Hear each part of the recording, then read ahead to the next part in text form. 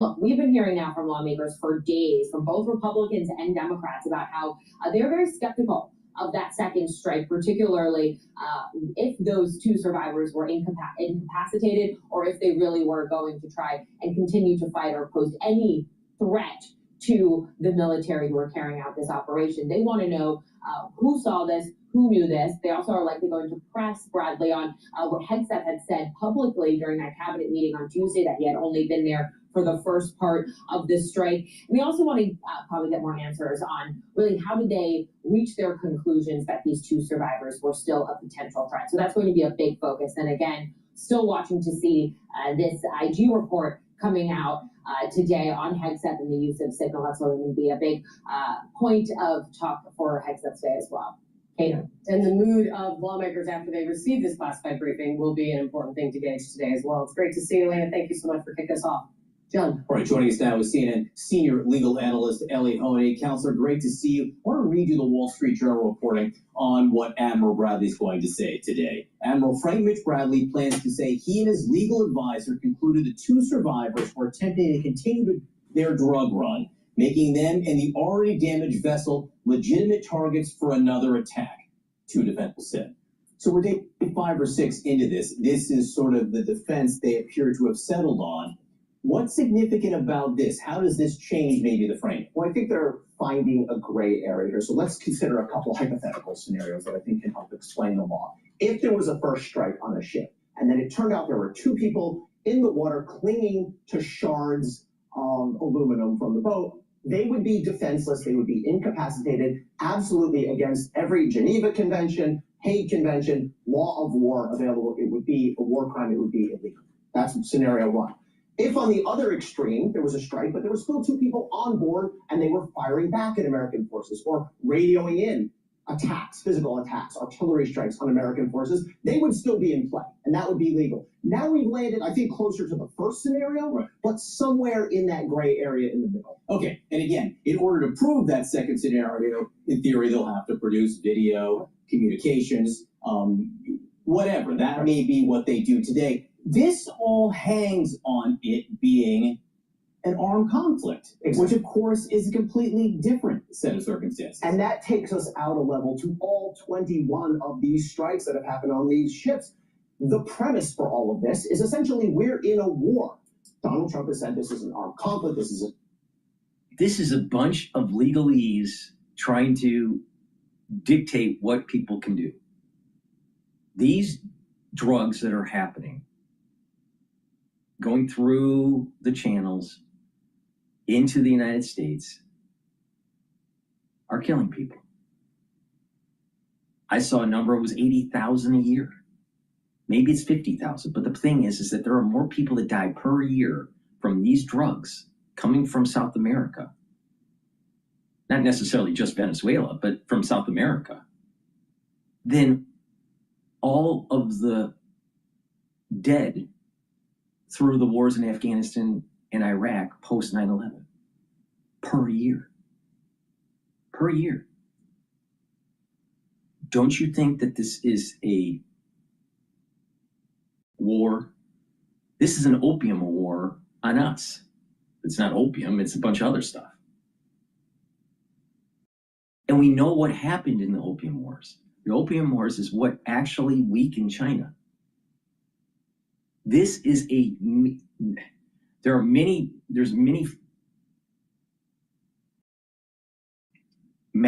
puppet masters in this, all right? One is the black ops for the national security, for the national security state, all right? Primarily the FBI, or primarily the CIA. So you have black ops being funded by this stuff. So that's one part of it. But you actually have an orchestrated effort to weaken the country through what I'll call the Opium Wars 2.0. Actually, there was two opium wars in China, so it's like 3.0. But that's getting into the details of history. But the point here is that there's a forced weakening of our population. So we are not as prowess, especially in an armed conflict against China. Do you think China is not involved in this? Of course they're involved. They want to weaken the United States. They want to cause the same harm to the United States as what Western civilization caused on the Chinese during the Opium Wars. But you got a bunch of legalese here that are saying it's not an armed conflict, but yet it kills 80,000 people. Even if you take the low number of 50,000, it's still a lot of people per year. So are we in a war or not? Was the Opium Wars a war? According to them, no, it's not an armed conflict. It's not an armed conflict. What? This is something that we need to get a handle on. And I have as an American citizen, I don't care if Trump destroys Venezuela. I want that. I don't care if he double taps, triple taps, quadruple taps narco terrorists. I don't care. Oh, that may be a war crime because it's not really a war. It's not an armed conflict, blah, blah, blah, blah, blah. If we don't stop this, our society will be weakened and we will not be as prowess, especially when the real armed conflict happens in the Pacific. Now, if you think that the other faction, so you have the Black Ops faction, you have the ones that want to weaken America geopolitically. So this is Opium Wars 3.0. And you also have the drug smugglers that are making a ton of money on doing this. If there's demand, there'll be supply. And this is the reason why we, as American citizens, need to handle the supply issue by destroying it and destroying that supply chain, and also handling the demand issue. We have too many people that feel as though they need to be medicated because their life sucks or this or that or whatever. But in the reality is because they are this way. I'm not trying to demonize the ones that are the users of the drugs, but the fact is this: by them using this, by them being this way, they're bringing down the society. Now, they're self-centered and they don't care.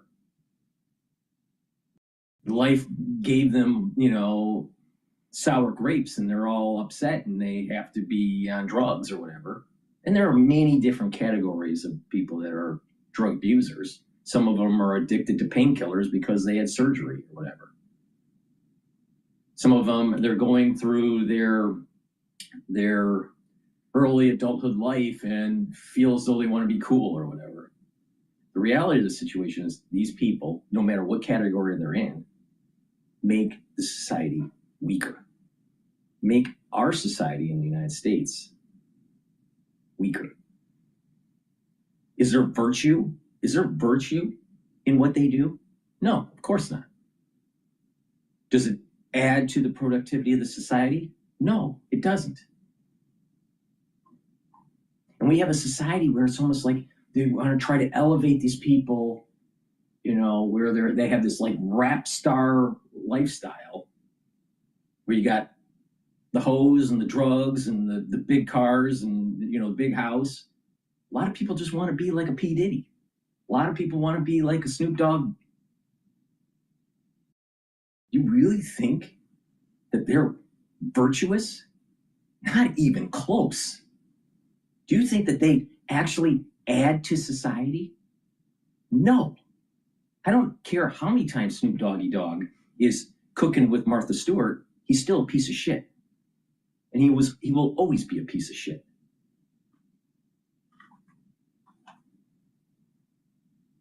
See, the country needs to focus on the supply and demand. If we don't, we are going to be a weaker country. So if we lose because we don't have Johnny being able to fight, then we need to look in the mirror as a society and say, We have a younger generation that chose not to be virtuous and not to protect the Constitution, not to hold true the three pillars of God, country, and family. Our actions are amalgamated into either a strong nation or a weak nation. So blowing up the fucking terrorists, blowing up the narco-terrorists, you know what? I think it's a great thing. And I am 100% backing Hegseth, even if he triple tap the people. I don't care, because it's a problem. Because they're so smart, they're stupid with this legalese. Because if they try to create a bunch of barriers to stop the opium wars 3.0, then we're going to be a weakened country. Is that what they want? Or they just want to be right? What's the end goal? If the end goal is for us to have a more economic prowess and a more military prowess, especially when we get closer and closer to a very high potential conflict with China, which method is better? The Pete Hegseth method of kill the enemy, or the legalese method where you have a weakened country?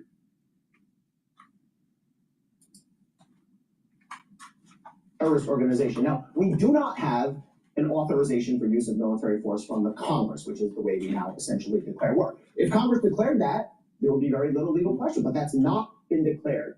We have had international drug importation into this country for centuries, yet no administration, Republican or Democrat, has ever said that is the equivalent of being at war. In fact, if you look at the legal sources, the way we define armed conflict is, first of all, an arm. It's not even clear these people were armed. First of all, the purification of these substances and the lethality of the substance in small quantities are far greater now than it was a century ago. Secondly, we have eroded for a century God, country, and family. We're in this postmodern era where the architecture sucks, the art sucks, the music sucks. The attention span is like a gnat. It's not even a goldfish, it's a gnat. And the kids can't fight. The kids can't go to war and win.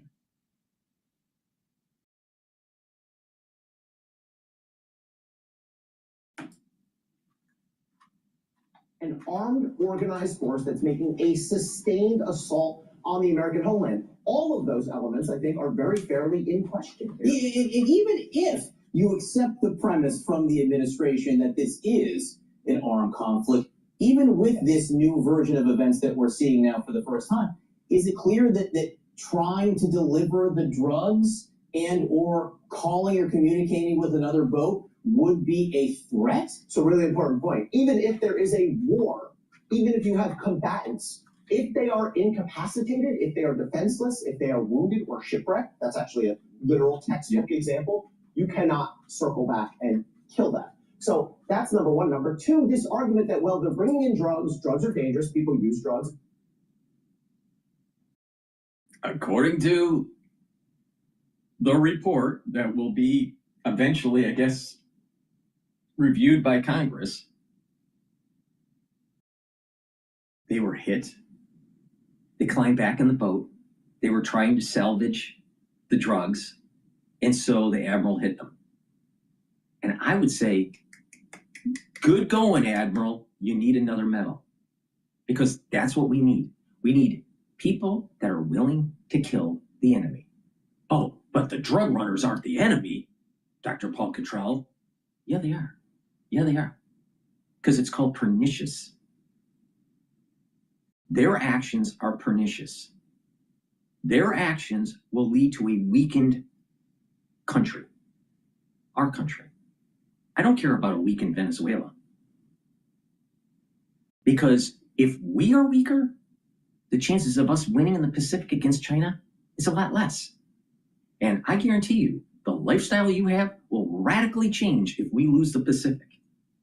Radically.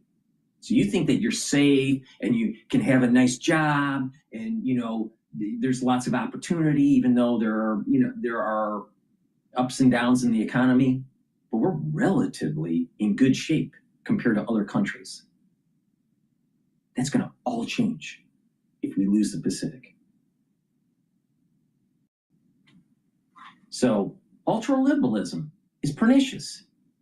The drug abuse is pernicious. Allowing countries to try to erode our hegemonic power is pernicious.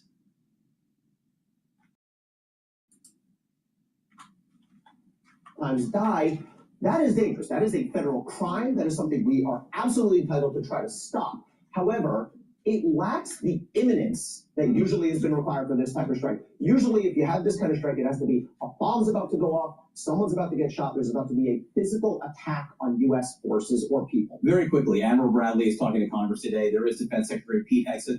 Do their interests align 100% legally? No, they could in fact diverge, because the key question to listen for is, what did each individual specifically know at that moment? If Pete Hegseth knew there were 2 survivors and perhaps hypothetically they were unarmed or not dangerous, and he gave an order, he could be in trouble. If he didn't know that though, and only Bradley knew that, then the buck could stop at Bradley. So their interests, they have some commonality, but they're not exactly aligned. Ellie Hody, Counselor, great to see you today. Obviously, my prediction is this: Admiral Bradley is going to be okay.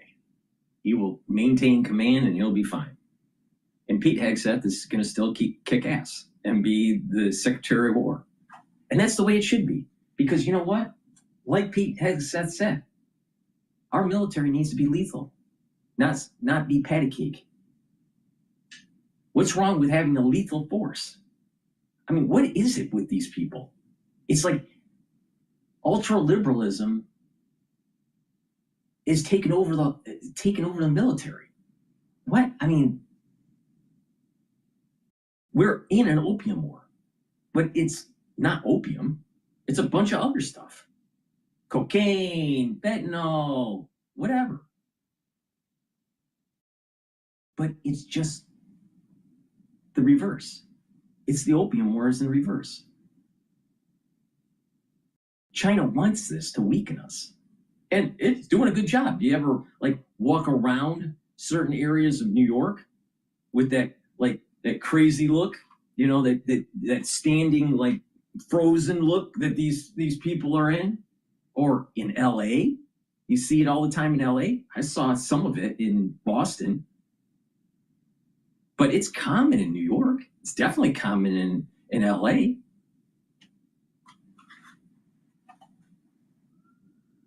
Think that's a society that's going to be able to fight the Chinese? You know what? We have to look in the mirror and say, you know what? There are a lot of pieces of shit in the United States that are citizens. They need to get their act in gear.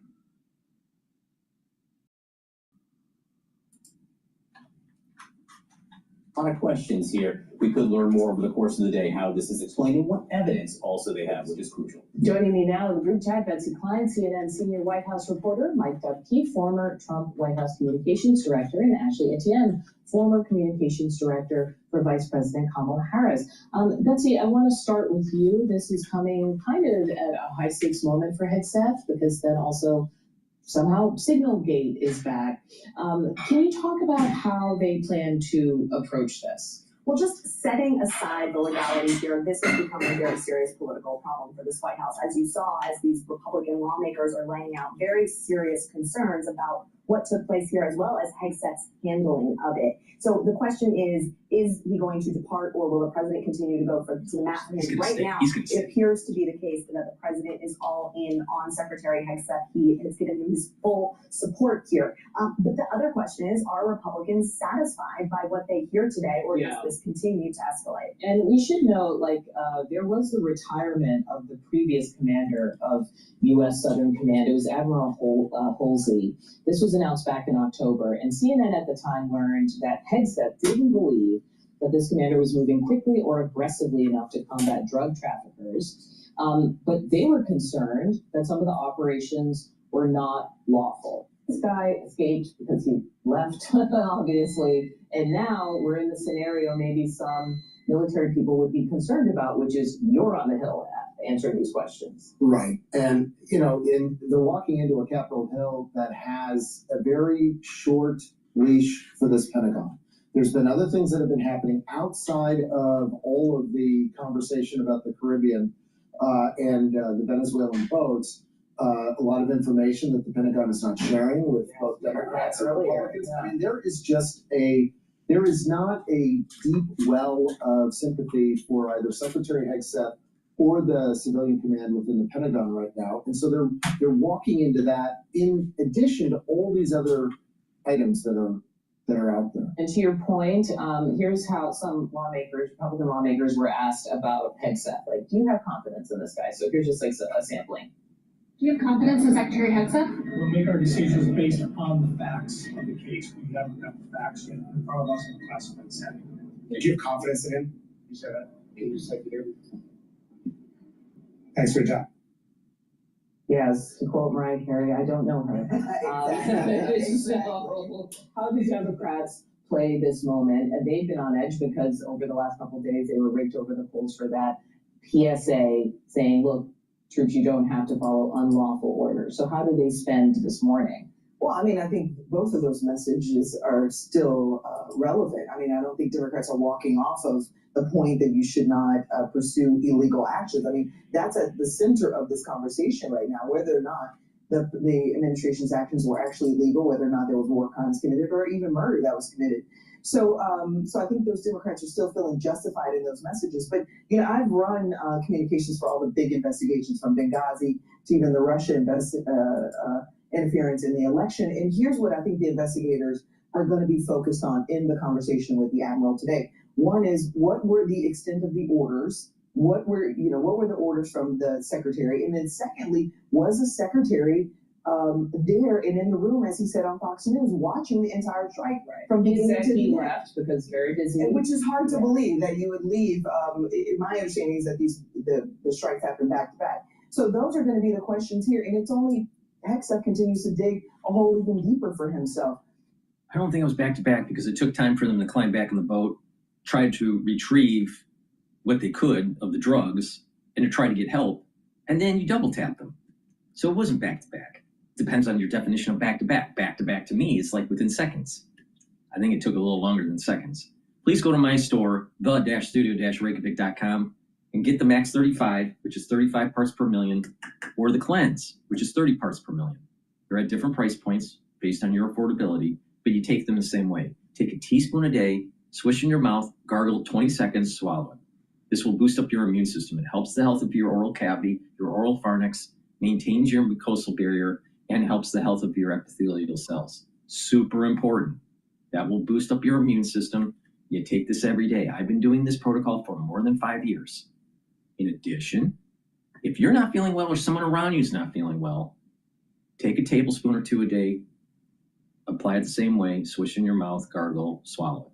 All right? Once everything's all clear, you go back to your maintenance dose of a teaspoon a day. But this is part of an anti-aging protocol, and it also helps to boost up your immune system. Now, if you pay attention to people that get sick all the time, they age faster, 100% guaranteed. If you stop the chain of chronic infection, you age slower. Amazing how that works. I can tell you for 5 hours why that is, but you don't have the time. But it's true. People that chronically get sick age much faster. So, you want to take my advice or not? I don't really care.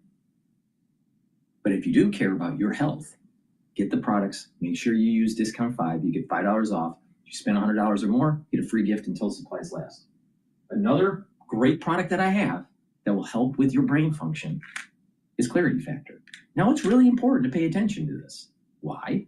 Because people that are 40 years of age or older in a post-2020 crisis era, there's going to be about 30% of the individuals that are 40 years of age or older within 5 years are going to get early onset of dementia because of the aftershock of the crisis. It's going to be broken into those 30% of the people that are 40 years of age or older will be broken into 3 different categories. The first category, which is the highest percentage, 75% of the 30% will get ischemic dementia, microclotting, microbleeding. 24.9% approximately are going to get amyloidosis, building up a plaque. And 0.1%, maybe up to 0.5%, most likely 0.1%, will be prion disease. And that's because of inflammation causing misfolding of proteins that leads to an accumulation of these proteins. Prion disease is a subset of amyloidosis. So you better start protecting your brain by bringing down inflammation, by helping your cardiovascular health, and by taking neurostacks. Get the clarity factor. Clarity factor will get rid of brain fog. It will allow you to concentrate and help with the dendritic connection so your neurons are linking up together so you'll be able to think faster and have better memory. And what this will do is help build better neural networks. Now you have to create a microenvironment also. So the proper supplementation, and then you do the proper exercise. Do some cardio to get better blood flow. When you're getting better blood flow and you're controlling your lipid profile, reducing plaque formation, getting better blood flow to the brain, and reducing inflammation at the neuron level, and soaking up free radicals at the neuron level, you're creating a microenvironment for healthy neurons. Now, you don't want to pay attention to me, you might fall in the 30% category. It's up to you. I don't really care. Please go to my store, get the clarity factor.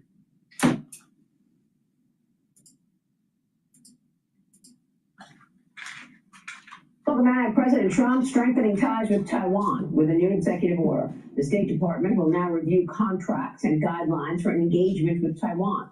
China has been increasing its aggression against Taiwan in recent weeks. Taiwan boosting its defense spending by $40 billion to counter Beijing's military might, and it's planning to purchase arms and defense technology from the United States. Joining me now, the GETTR Institute Senior Fellow, Gordon Chang. Gordon, great to see you. Thank you so much for being here. What's your reaction to this move on Taiwan? Well, this is very good on the part of President Lai in Taiwan. The important point here is that he wants to spend more. He wants to buy U.S. weapons. And that's really important for President Trump, who has been talking about this during the campaign, for instance, about how Taiwan needed to buy more U.S. products, especially weapons. But the problem is that the opposition Kuomintang, KMT, basically controls the legislature. They're the largest party there, and with their coalition partner, they're able to block and water down defense spending. So it's going to be a really important test to see what happens in the legislature. Well, President Trump is making a lot of very positive moves to push back against the aggression from Communist China. And one of them is partnering and strengthening these ties. But China's foreign minister met with his Russian counterpart in Moscow yesterday to reaffirm their global partnership. This is coming just hours after U.S. and Russian officials negotiated for 5 hours at the Kremlin yesterday, coming out of that meeting with no agreement on Ukraine. We're still waiting here, but it's interesting to see these red lines being drawn with China cozying up to Russia, continuing to. Yes, and it was no coincidence that you have the Chinese foreign minister, Wang Yi, in Moscow at the same time that Witkoff and Kushner were there. And remember, this is the same Wang Yi that in early July told the EU counterpart, Kaja Kallas, that China does not want the war in Ukraine to end. And there, Witkoff and Kushner are trying to end the war. So you can see that Putin is probably being influenced by the Chinese not to do anything to stop the fighting. Well, it's interesting because China is partnering with Russia at the time that Japan is partnering with the United States. And the U.S. has been able to create many, many more alliances, including Japan, to push back on China as well. Another very important move that President Trump has made. Yeah, Japan is really important because it has a very capable military. They don't call it that. They call it the Self-Defense Forces. China right now has picked this fight with Japan. Japan has not backed down. And the Chinese right now are hysterical. And I think one of the reasons why Wang Yi was in Moscow was to enlist Russia in its rhetorical fight against Japan. Yeah, I mean, Beijing also slamming the United Kingdom this morning as the country once again delays a decision for China to build a mega embassy in the heart of London. The UK will now decide January 20th, citing national security concerns. Now, why would they put a gigantic embassy from China in the middle of London, Gordon? Especially over sensitive cables that run underneath the Royal Mint, which is what China wants to take over. That's 20,000 square meters. Wow. No wonder why they call it a mega embassy. And clearly, Britain should not give approval. Most people think that Keir Starmer, the prime minister, will give approval because he's going to Beijing in the early part of next year and he wants to have this sort of wrapped up. Okay. But they should not. They should not give approval for that. So let's talk about the U.S.'s relations with China right now. A lot of back and forth over the rare earth minerals issue, but now we've got soybean prices declining as China buys up more American products. That's set to extend into next year. China buying an estimated 2 million metric tons of American soybeans in November during the 2025 and 2026 marketing year. American agricultural products now shipping around the world due to the president's recent trade deals. And Agricultural Secretary Brooke Rollins says China is vowing to stop soybean purchases from Brazil. Watch this. For so long, our farmers, many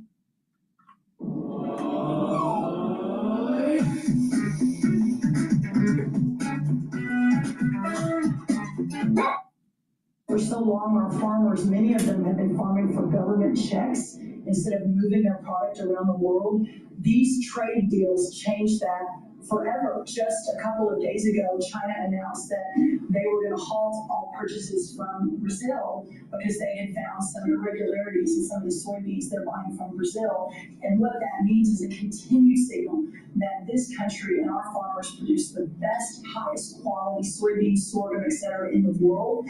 And what you've been able to do is open those markets up.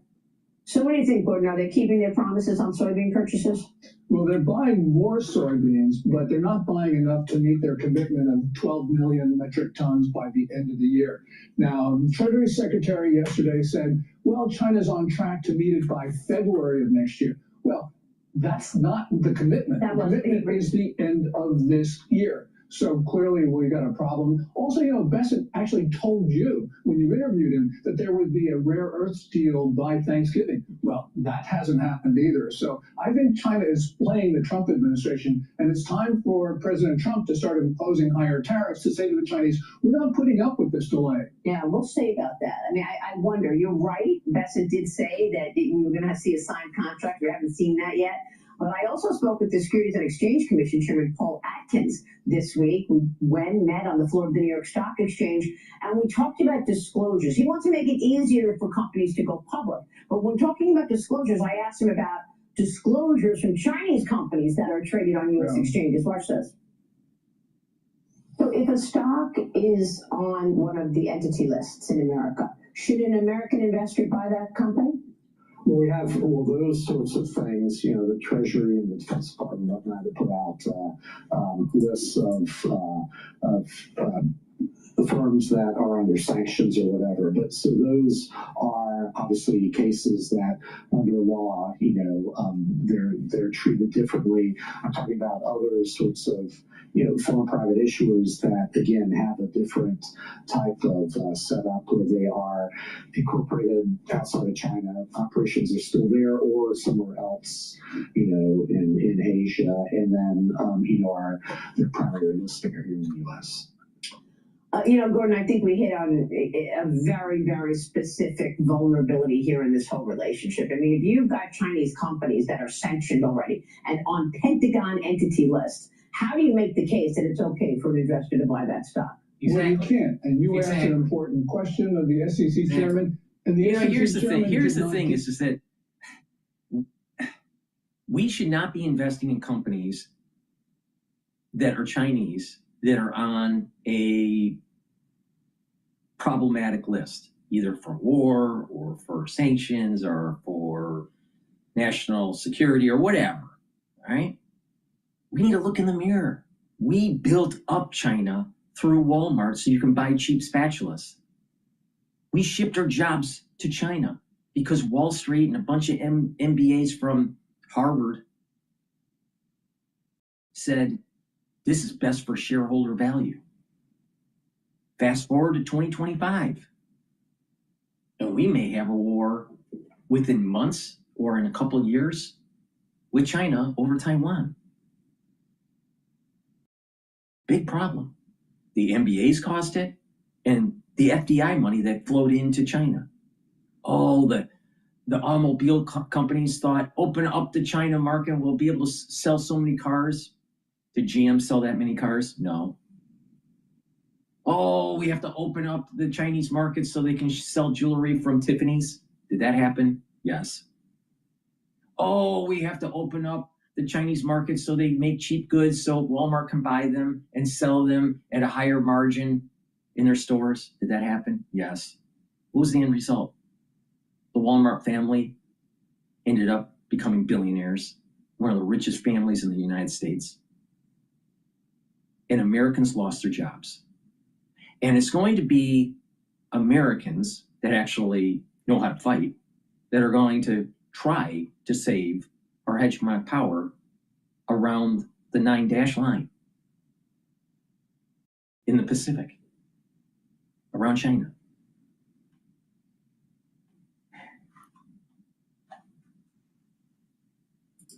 Sad thing is American investors caused the problem. Let's go to Senator Kennedy. What if you could close projects faster and win back 20 hours every week?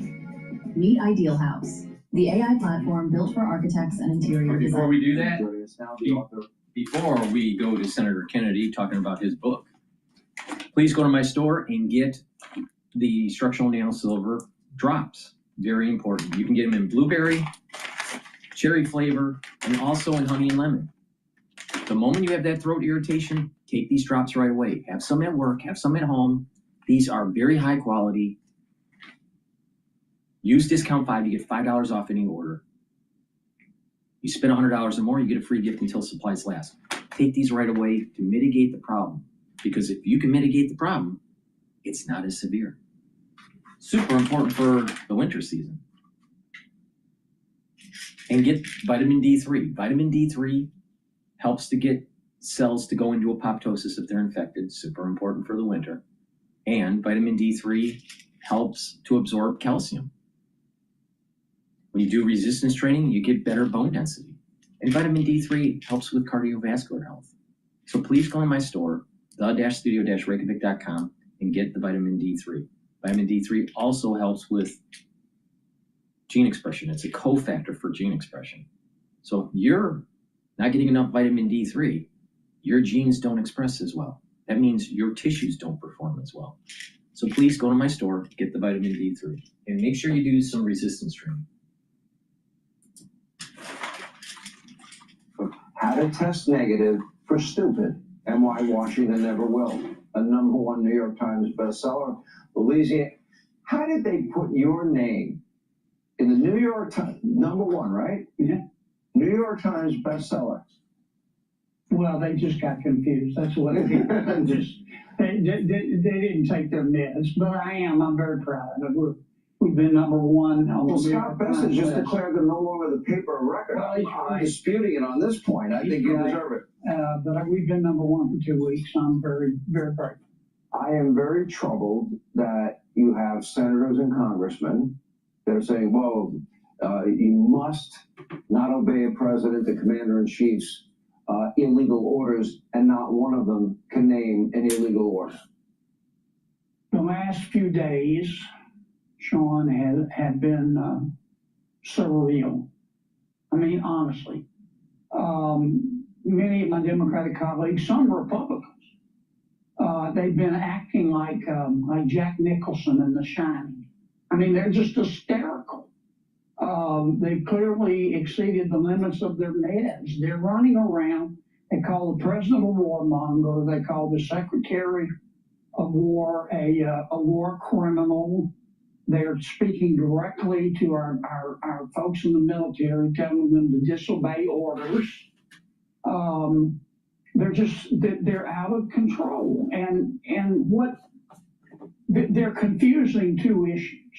First, legally, there is no question. You don't have to be Oliver Wendell Scalia to know this, that the president has the authority under the Constitution, Article 2, to use military force without congressional approval.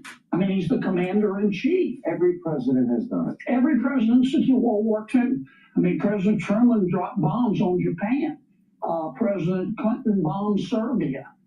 President George H.W. Bush went into Panama. None of the Democrats said a word when we bombed Iran and took them out. So they're wrong on the law. Now, what on the other question, of course, is a moral issue. Should the president be doing this to narco-terrorists, to drug dealers? And I think if the president were here right now, Sean, he'd look in the eye and he would say, these people are killing our children. Exactly. We know who they are.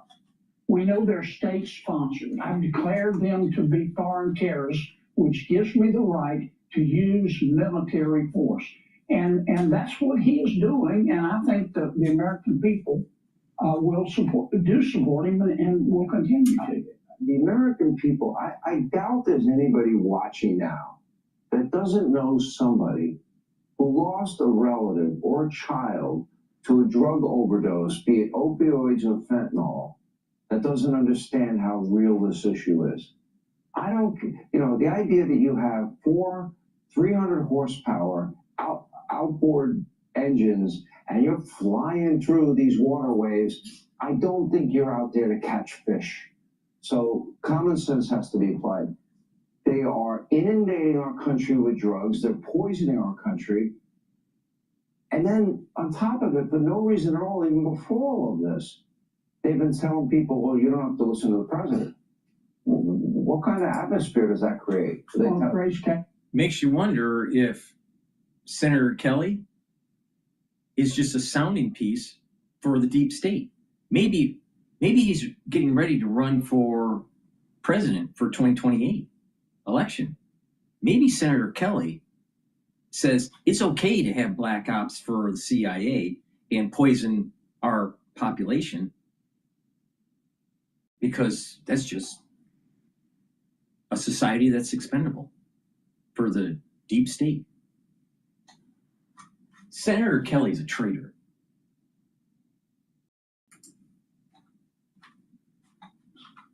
And look, I've met with Marco Rubio about this issue.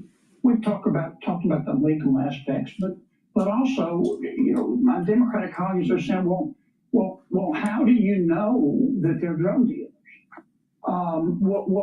They're not out there fishing, as you put it. Our intelligence is extraordinary.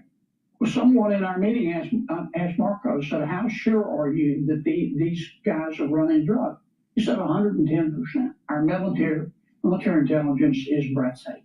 And he's right. Well, what's wrong with some of your Republican colleagues? Because, it's like at times, they show this weakness or desire. They want to show that they're fair and go along with the Democratic colleagues. No such consideration would ever be given to them because both Biden and Obama, and I'll go back to Bill Clinton, they killed innocent civilians. All three of them as president. Nobody ever brings that up. Well, I don't mind my colleagues asking rational questions. I don't. Certainly don't mind my Republican colleagues, but there's several. I can think of one in particular on the Republican side. Lost his mind. I don't know what you're talking about. Yeah. I mean, he has just denigrated the president. He's accused the president of everything but abandoning his children to wolves. I mean, he states categorically the president is committing a war crime. These drug smugglers deserve due process. They've been declared foreign terrorists, just like Osama bin Laden was. Presidents have done it all the time, and you may disagree with it, but clearly under the Constitution, the president has the authority to use lethal military force against our enemies. And the idea that these drug dealers and drug cartels are not trying to to undermine the national security of the United States is ludicrous. They're killing our children. You ever think it'd be a #1 New York Times best-selling author? No. I still have to pinch myself, but I'm very. Last question. What's your favorite line in your own book? The one that they wouldn't let me use for the title. I wanted the title to be "Always Be Yourself Unless You Suck." And they said, "No, Kennedy, you can't use that as a title." I don't know. But I put it in the book. I actually have a title in my head. Everything I wanted to say on the air, but knew would get me fired. Yeah, It just intrigues people. It's not that I have. Then I don't fire you, Hannity. Then I don't fire you. I hope not. You'll be my lawyer. You come and Senator, work for good to us. see you, man. Good to Appreciate see it. you, Sean. Thank you. Man. We always appreciate you coming in. Hey, Sean Hannity here. Hey, click here to subscribe to. I think Senator Kennedy actually has a lot of common sense, and there's that Southern sensibility about him. Maybe we need more of that in this country. Maybe we need more common sense and less legality, less a bunch of talking heads that think that they're part of the intelligentsia because they have a law degree. Maybe we need people that actually use some common sense and says, enemy bad, kill enemy. Please go to my store, the-studio-reykjavik.com, and get the zeolite. Zeolite will bind to heavy metals, toxins, and chemicals, including PFAS, and allow you to urinate them out within 6 to 8 hours. When you urinate them out regularly and you clean your environment and you stop ingesting these chemicals, guess what? Your endocrine system and your immune system gets better. Your body starts to get better. You have less aches and pains. You have more vitality. Amazing how that works. So take a look at your house. If you have cleaning supplies that you can get rid of them, especially in the basement or the garage. But if you have to have them, paints and cleaning supplies, make sure they're in double containers because they do degas and there's microchemicals that are in your environment that you ingest. So pay attention to that. Drink filtered water. Make sure you filter your water, and stay away from processed foods. And take zeolite. And when you do that regularly, all it takes is 3 small drops underneath your tongue. This is a long-lasting supply here. So just take 3 small drops underneath your tongue, drink the filtered water each day. It's that simple. And guess what? You will notice that your body is performing better. You'll notice that your endocrine system and your immune system is better. When you're detoxifying your body, you'll even think better. It's amazing how that works. We are bombarded by tons of chemicals in our environment. It's important to clean your environment, detoxify your body. Another great way to detoxify your body is to take the heirloom barley. Heirloom barley will help to detoxify, bring down inflammation, and soak up free radicals through superoxide dismutase. This is a month's supply. You take it every day. It's a micronutrient protein. You mix it with soft foods, filtered water, a smoothie, or even with just milk. I take it with hummus, but you can mix it with other food. But it's very high quality, and it's going to help to detoxify your body, bring down inflammation. When you do that, that's helping your cardiovascular system. That's helping with your joint health. That's helping with your brain function. By bringing down inflammation regularly, you're creating a microenvironment to improve your neurons. When you're bringing down inflammation, you're helping your endocrine system and your immune system. This is powerful stuff. Take it every day. You can stack it with the zeolite. So please go to my store, the-studio-reykjavik.com, and start detoxifying your body on a regular basis. And you will notice that you're aging slower. It works. Use discount 5. You get $5 off any order. And if you spend $100 or more, you get a free gift until supplies last. Let's go to, I want to listen to The Hill. Dealing with Tim Waltz over Somalia welfare fraud. I'm not familiar with this story, so I'll listen in and give you my opinion. How's biz, Ash? Great, especially with the help of zero accounting software. I can keep my cash flow flowing by giving customers more ways to pay. So it's zero with an X. The world's first titanium nonstick pan. It's gonna blow your hair back. I'm Mike Brigale, 3 Michelin chef, and I've been cooking for 25 years.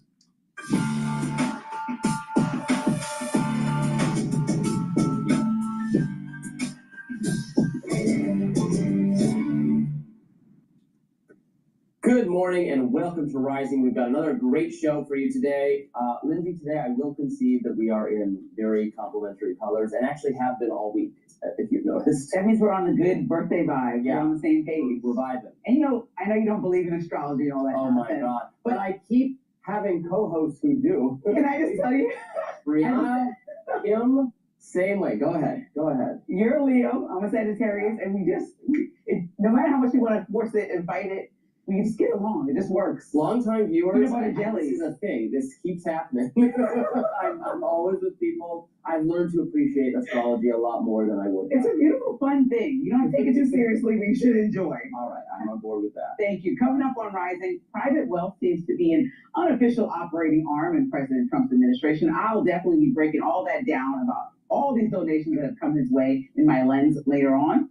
Plus, Charlie Kirk ally Blake Neff is breaking his silence on the many claims that Candace Owens, my favorite person, has been making about Turning Point USA and Kirk's death. Will be really interesting to talk about. And Pennsylvania Governor Josh Shapiro had some fiery words for Vice President Kamala Harris over what she wrote about him in her book. But first, Robbie, what is on your radar today? Can't wait to get to all of that. But first, denial is not just a river in Egypt. It's also a recurring segment on The View. Yesterday, the ladies discussed the Tim Walz welfare scandal, which has become a very big story indeed. It turns out that 80 or 90 people, most of them Somalian, stole $1 billion in welfare funds from the public, and the state's governor, Walz, ignored whistleblower reports that something was amiss, possibly because Walz and other top Democrats did not want to alienate Somali voters, since they're a big constituency in the state. Walz, of course, was Kamala Harris's pick for Veep, a choice that speaks to the, shall we say, very, very short vetting window. One might have thought that Democrats or Republicans would have noticed the welfare fraud story, but national media has only seized on it following an expose by conservative writer Christopher Rufo. But I digress. While many Americans are outraged by these revelations, the ladies of The View think that the right is merely directing hatred towards Somalians, akin to Trump and Vance's criticisms of Haitians. Let's take a look. Every time that happens, he pulls out a race card. Mm-hmm. Last time it was the Haitians who were eating the pets, and now it's the Somalis in Minnesota, who, by the way, there's only 84,000 Somalis in Minnesota, and 58% of them were born in the United States. Yeah, and 87% of them are naturalized citizens. Yeah. But one of my spies told me that he lost support with the Somali Minnesota voters over the Biden administration's handling of Gaza. So again, it's personal. Everything's personal with him. Look, I'm sorry, but the story's nothing like the Haitian pet eating story, which was in fact largely made up. It was wrong and shameful for national Republicans to echo it. This story, though, it's not made up. It's very, very real and very serious. Now, like the Haitian story, it would absolutely be wrong to engage in crude racial stereotyping about Somalians, the vast majority of whom committed no crimes. But the story itself is real, and it's damning. And it is a true indictment of Tim Walz's governance. That's where I want to focus. And that's where Republicans should keep it. To the GOP, I say, please avoid the tendency to paint with a broad racial brush. As conservative radio host Eric Erickson wrote on X, GOP, Christopher Rufo has handed you an 80-20 issue with the Somali fraud story, and the Democrats are now circling the wagons. Don't screw it up. By the way, making it a race issue will screw it up. I agree with him indeed. There are already some signs this issue could get screwed up, as My Pillow CEO Mike Lindell has now indicated he wishes to run for governor against Mike Walz. Mike Lindell is, put it nicely, very nicely, too extreme to win a general election. The GOP would like to run on a platform of good governance and repairing the damage to Minnesota that has occurred under Walz's watch. Then they'll need a sane, moderate, experienced candidate, not a conservative media bomb thrower. Please take note, GOP. Please listen to me this time. You usually don't, but I'd like it if you consider it this time. So I want to start from the top. I know that you love to criticize the ladies at the View, my friends. But I think that I do. Where's Elizabeth? Well, she's pregnant, so I'm assuming maybe she's taking a minute. Congratulations. So the president at a cabinet meeting called Somali people garbage. And so you acting like we should just skip over that racist part of the conversation is problematic. I said we should not engage in it. Yeah, no, but the president engaged in it. So for them not to address it is not appropriate for the type of show they have. They have discussion on why this can go left based on historically how the president has. The Haitian story, which was just a false accusation. Yes, which is these accusations are true. Fine, so separate the two, but we can discuss that the president used ridiculous language to describe an entire community that's inappropriate, right? Saying garbage, right? That we can both agree on that, if you would like to agree. But separately from the story, that has been my biggest concern, that we want to demonize an entire community for what would be, I brought up the numbers yesterday, 0.25% of the entire Somali population in the U.S. So the representation of people that committed fraud in Minnesota doesn't even represent 1% of the Somali migrants in the U.S. But I want to talk about not a significant percentage of Somalians committed fraud. Yes. A significant percentage of people who committed fraud were Somalians. In this particular situation. So according to CBS, this case was part of a larger scale trend that was happening during the pandemic. If we're talking about the $250 million that people were involved in, I think about 70 of the 80 people we're talking about were involved in this case that was COVID-19 fraud and was collecting funds inappropriately and using them the wrong way. But during the pandemic, you said that this is the reason why the government should have never issued this money, because it always leads to fraud.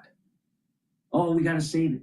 You know what it was? There were a lot of people that didn't need it. They were actually claiming for the funds. And then on top of it, some of it wasn't even needed to be paid back. This is just another giveaway that leads to inflation. You know, Hayek was right. You start giving the society freebies, it's going to lead to a costly end result through inflation, because it's not productive. And then there's corruption, and then you have politicians that are involved, you have constituents that have a means to fleece the American taxpayer. And if you're born a Somali, let's say that you're born in Somalia and you immigrate to the United States legally, all right? Yeah, you were born a Somalian, but if you naturalize, you're an American. You're not a hyphenated American. There's no such thing as a hyphenated American. You're either American or not, if you naturalize. Now, if you immigrate and you're not naturalized, but you're here illegally, then you're a guest, or you're a Somalian in this case, right? But if they've naturalized, they're American. They lose this hyphenated status. If they're born here, but their parents immigrated from Somalia, they're an American. They're not Somalian. See, this is part of the little confusion that takes place with trying to divide and create oppressor and oppressed. See, subdivide the people so you can control their thinking. Oh, you're a hyphenated American. You're a Hungarian American. You're a Russian American. You're an Italian American. No, you're not. You're an American if you're naturalized or born here. Period. You're not a hyphenated anything. But no, you gotta pay attention to the patriarchy. You gotta stop the colonialism. Then why the fuck are you here? We gotta stop the hyphenation.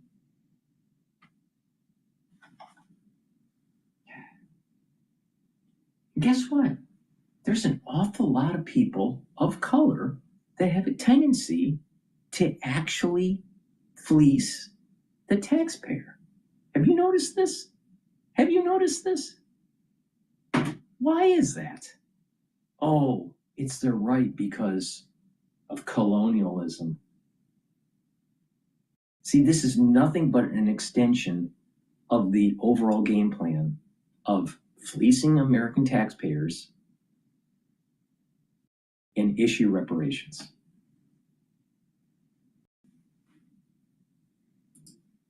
That's what the Democratic Party represents. 250 million of that is the biggest fraud case they were looking into years ago during the pandemic.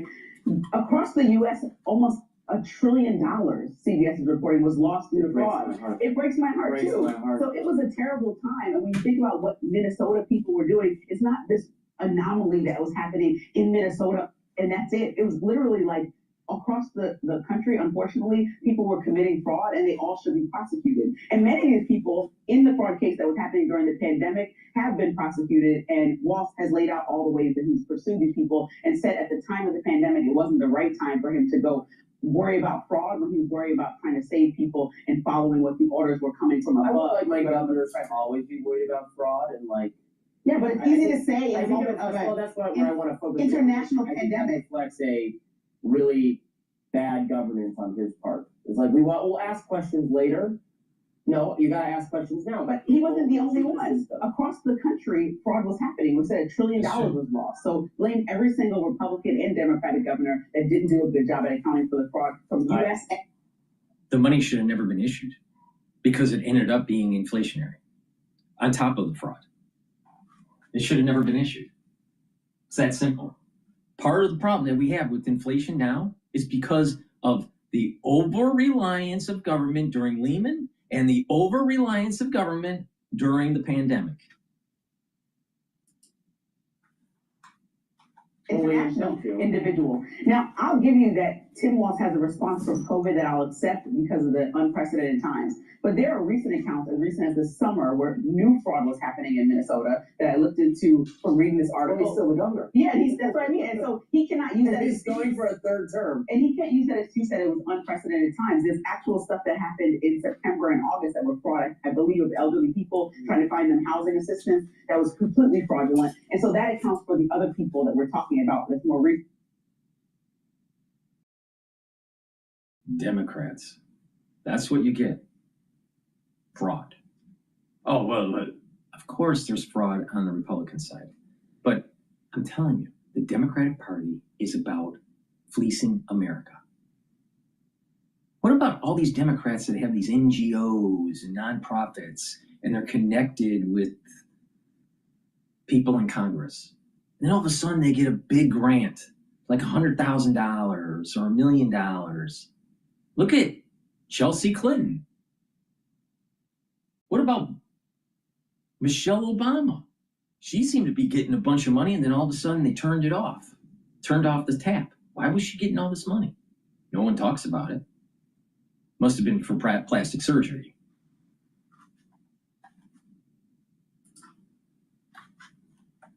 And so he has to come up with new responses other than unprecedented times, because right now and in August and September, we're not unprecedented. So he should respond to that and acknowledge that, yes, there were discrimination lawsuits that followed, which is why he might have been hesitant from Somali populations that were in this specific case. Oh, okay, that's beautiful. They're going to commit fraud, and then if you try to call them out for that or prosecute them, they're going to say we're well. The Feeding Our Future group had a discrimination case going towards. So you would be hesitant thinking that something is happening here where they're isolating one community. So they're going to rob us and then weaponize our discrimination law. No, I think it should be thrown out. But that's what I'm saying. Like, all this was happening at once, which is why he might have had a slow response to the COVID incident. But the ones this summer, he should have a quick response and a quick answer as to why he wasn't looking into it. Because this issue has been boiling over for years. And just now, yes, like you said, the mainstream media is picking it up and paying attention. Lindsay, you know that I am, by and large, a supporter of increased immigration. Yes. I am an outlier in that respect of people on the right. Yeah. People on the right want very little or no immigration at this point.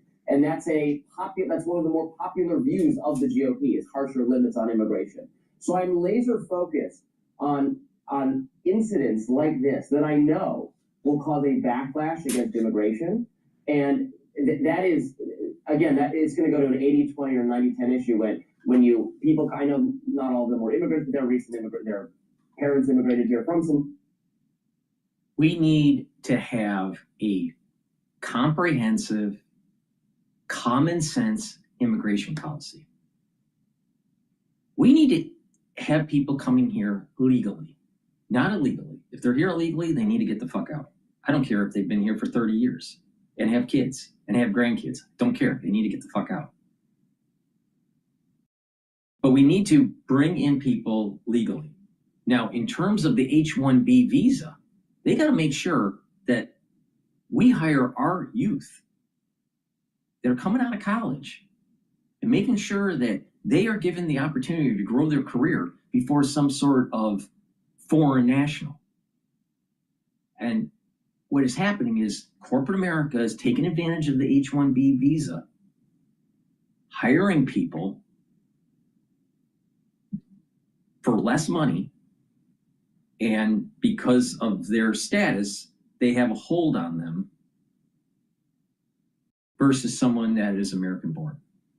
I'd much rather, you have to remember, our tax-paying dollars go to universities that are public and goes to the public school system, the primary school system, to educate our citizens, our legal citizens.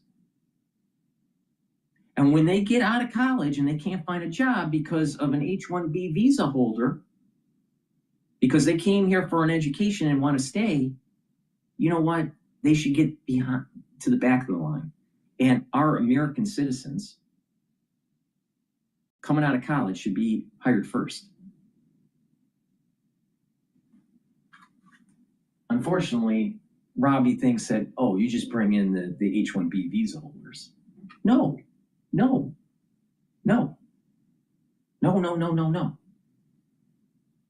The problem is that as time goes on, we have less and less really good students coming out of college that know how to read, how to write, how to design, how to perform properly in a work environment. And if we don't get a handle on this, we're going to lose our economic and military prowess.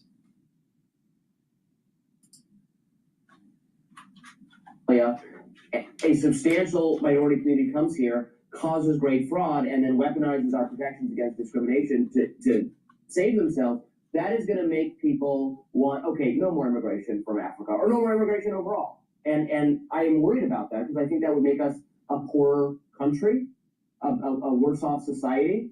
But that's going to take some policing of the bad actors among us so as to not poison people against immigration entirely.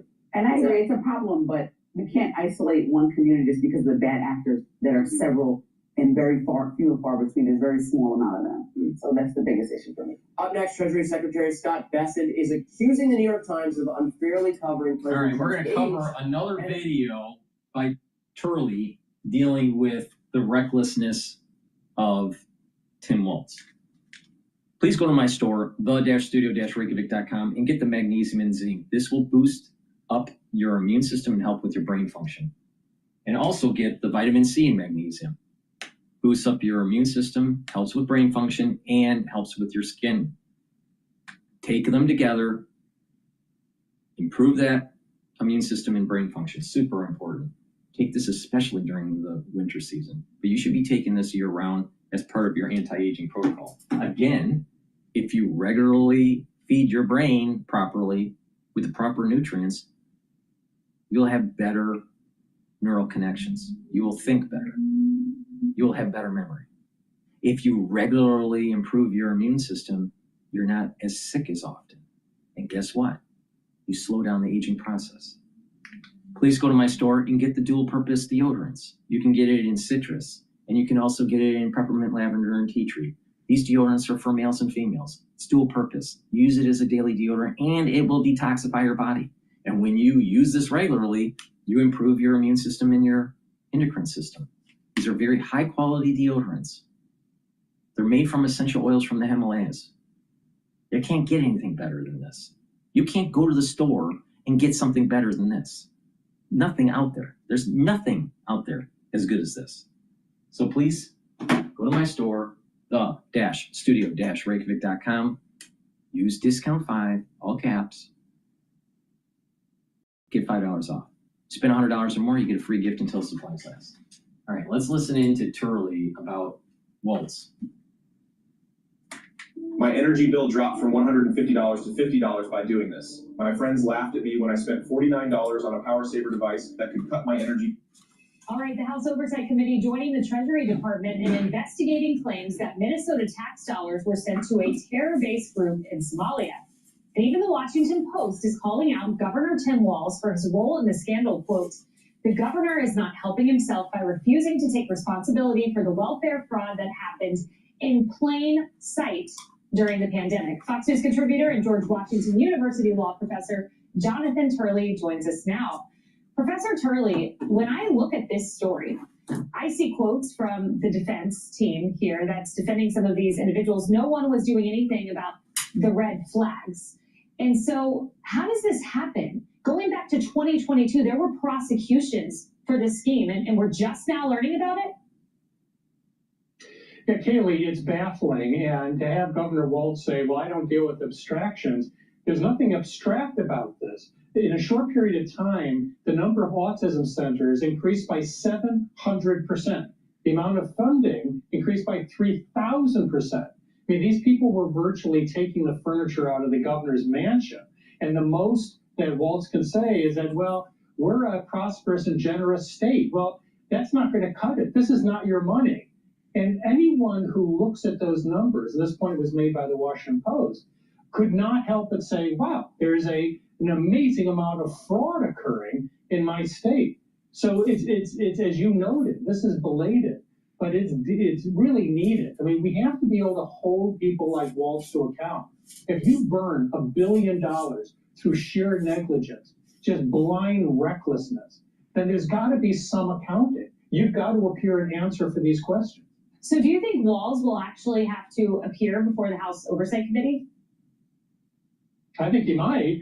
And, you know, without any question, he and his administration are going to have to answer some questions. He's going to have to do better than he did over the weekend. I mean, he basically offered a shrug and a smile. Well, there's $1 billion missing on the table, and someone's going to have to answer for it. Yeah, taxpayer dollars potentially to terrorists. It's crazy. There's also this story, Professor Turley. There's a judge who blocked ICE from making warrantless arrests in D.C. without a flight risk proof. And that comes as California is launching a new online portal to report misconduct by the feds. You know, I want to start with the first one. This is what Judge Beryl Howe ruled. Defendant's systemic failure to apply the probable cause standard, including the failure to consider escape risk, directly violates the clear statutory requirements under the INA, that's the Immigration and Nationality Act, and DHS's implementing regulations. Is this merited? It seems like it puts handcuffs on ICE. It does put handcuffs on ICE, and this really captures the problem that they're facing. The Biden administration opened up the southern border and let millions of people through. And people like Mayorkas said, well, we're doing everything we can. We now know that was a lie because the Trump administration shut down the southern border within weeks using the same authority Mayorkas and Biden had. But once these millions were in the country, you have many in Congress that said, well, we don't want to make it any easier to remove them. And so what ICE is looking at and what the administration is looking at are, you know, millions of people that they would now be required to get individual warrants for. And that would just reduce this to a slow crawl when they're trying to gain some ground back of what was lost during the Biden administration. Really, the Supreme Court's going to have to look at these standards. The administration is saying we should only have to show reasonable suspicion that someone's in this country illegally, and we believe these people are flight risks. This judge has good faith reasons why she said, you know, I think the law says to the contrary. The question is, where is Congress? Where's Congress to say we've got a crisis? The previous administration allowed millions of people unvetted into this country, and we have to take the system and reform it so we can move greater numbers for deportation. You're right, Congress would be a great assist in this, and where are they? We can continue to ask that. And here's Governor Gavin Newsom. He said this: we're not going to stand by while anyone, including federal agents, abuse their authority in California. This new portal gives Californians an easy and safe way to speak up, share what they see, and help us hold people accountable. No one is above the law. Professor Turley, is it really ICE and DHS and CBP that need to be held accountable, or the criminal illegal aliens in this country Well, we've learned this week just of 3 terror plots that were being planned by people here in this country. In those cases, legal immigrants to the country. Well, this rhetoric is fueling the rise of attacks on ICE officers. We just had a person that tried to throw Molotov cocktails at an ICE building, and yet you have members like Representative Boldman saying he doesn't see any evidence of an increase in attacks against ICE. And so there's this, again, willful blindness on one side saying, really, these are a bunch of Gestapo and Nazis, and we don't see any really increased attacks. They're linked. The rhetoric is linked to these attacks. Now, look, if you want to create a troll site about ICE, that is your right. You can do that. But at the end of the day, the question is going to be responsibility for fueling a lot of the violence that has been committed against these ICE officers. Yeah, the rhetoric is linked to the attacks. Greg Bavino told me when they call them Nazis and all of these horrible words, he hears them on the streets in mere hours from people on the ground towards his ICE officials. It's crazy. Professor Turley, thank you. Wilson, great to see you. I'm Steve. Waltz is not the sharpest knife in the drawer. He's not very bright. And he's probably allowing for people to take advantage of these social programs. So yeah, he was reckless in the funds that he was a custodian of to helping his state. And there needs to be an investigation. All right. Live Now did a clip about calls for Hegseth to resign as Trump set to release Venezuelan boat strike video.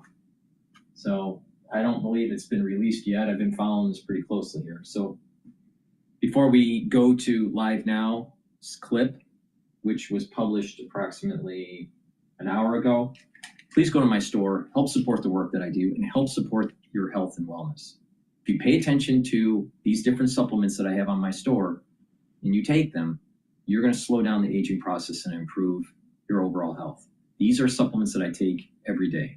I've been doing this for a very long time. I'm in my 50s. I've been taking antioxidants and different supplements over the decades, going all the way back to when I was 16 years old. The reason being, heart disease runs rampant on my mother's side of the family. My brother died from heart disease. And, people need to be cognizant of their health. If you pay attention to what I have to say, I can save your life. So please go to my store, the-studio-reykjavik.com, get the omega-3. This is going to help to bring down LDL levels. It'll help to increase your HDL levels, control that lipid profile, bring down inflammation. And when you do that on a regular basis, you're going to reduce plaque formation. In addition, omega-3 helps to prevent the stickiness of your red blood cells. So it prevents overclotting. Take omega-3 every day. Make sure you do some cardio and resistance training. All right? Get better blood flow. When you get better blood flow to your brain, you're creating a microenvironment for better neural activity. Super important. Resveratrol. I've been taking resveratrol for decades. It soaks up free radicals, helps the health of your mitochondria, boosts up your energy levels so you have more ATP. Resveratrol helps to get rid of senescent cells. It forces them to go into apoptosis. Resveratrol helps your basal layer for your skin. So when you're generating new skin cells, they're healthier. It stacks well with C60, NAD+, ubiquinol, clarity factor. It's a great supplement. But to get the max benefits from it, make sure you stack it with one of the supplements that I just mentioned. The probiotic and the multivitamin are foundational pieces to the anti-aging protocol. By taking a good probiotic, you're going to help your gut biome. You're going to be able to absorb your nutrients. You're going to bring down inflammation. You're help your immune system at the gut level. You're going to rev up your metabolism. The communication between your gut and your liver will improve, and the communication between your gut and your brain. When that happens, you're going to be able to sleep better. You're going to have consolidation of memory. You're going to be able to be well rested. And when you're detoxifying your central nervous system regularly through proper sleep, your brain function will improve. In addition, over time, you will also see improvements in your skin. So taking a good probiotic is super important. Go to my store, get the powdered version, which is what I'm showing you right now, or the VeggieCap version. And the complete multivitamin has the multivitamins that you need for proper enzymatic activity. They are cofactors to allow for the shape of the enzyme to conform in such a way that conformation in such a way where your cells will perform better. The foundation of my anti-aging protocol is to take the probiotic and the multivitamin. The first pillar on top of that foundation is the Max 35 or cleanse. Boosts up your immune system. C60 is the second pillar to soak up free radicals. The third pillar is the turmeric, ashwagandha, and lignans to bring down inflammation that will help with your immune system and your cardiovascular system. And Boomer Boost to rev up your metabolism. And if you pay attention to what I just mentioned in that protocol, you are targeting all of the mechanisms that are moving your body towards aging, all right? And when you target those vectors, you target those aging vectors, you're gonna slow down the aging process. Your energy levels go down when you get older. You boost up those energy levels with Boomer Boost. You build up free radicals when you get older. You're soaking up those free radicals with the C60. Your immune system starts to go down when you get older. You're boosting that up with the Max 35 cleanse, the turmeric, the ashwagandha, and lignans. And when you stack these accordingly, and you improve your gut biome, and you improve your metabolism, and you are improving your cellular processes with the conformation of the enzymes, you're going to slow down the aging process. And when you're bringing down that inflammation, soaking up those free radicals, you're slowing down cardiovascular plaque buildup. You're slowing down degeneration of your neurons. If you have chronic inflammation at the neuron level, you're going to literally Swiss cheese your brain. So if you pay attention to this protocol, it's very powerful. And you'll slow down the aging process. So please go to my store, take my advice, use discount 5. You get $5 off. If you spend $100 or more, you get a free gift until supplies last. You're going to need that free gift. So please make sure that you follow what I have to say because it works. I'm older than Alex Jones. Does Alex Jones look younger than Dr. Paul Cottrell? Maybe you should follow Dr. Paul Cottrell's anti-aging protocol.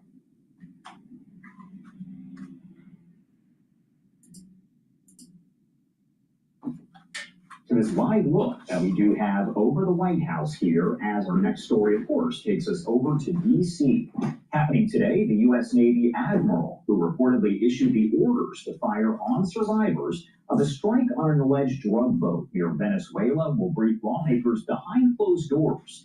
Cameras not allowed inside for that classified briefing with Admiral Frank Mitch Bradley, who is now the commander of U.S. Special Operations Command. The testimony, though, could be pivotal as a congressional investigation unfolds into how Defense Secretary Pete Hegseth, also known, of course, as the Secretary of War, handled the military operation in international waters near Venezuela and whether any laws were broken. Now, we did hear from President Donald Trump saying that essentially video of the second strike there that's in question will be released to the public. I do want to play that quick comment for you here on Live Now. You released video of that. Small business owners across the country are using Amazon to pick up, store, and deliver their products. Smell the roses, Julia. Thank you so much. See you down there?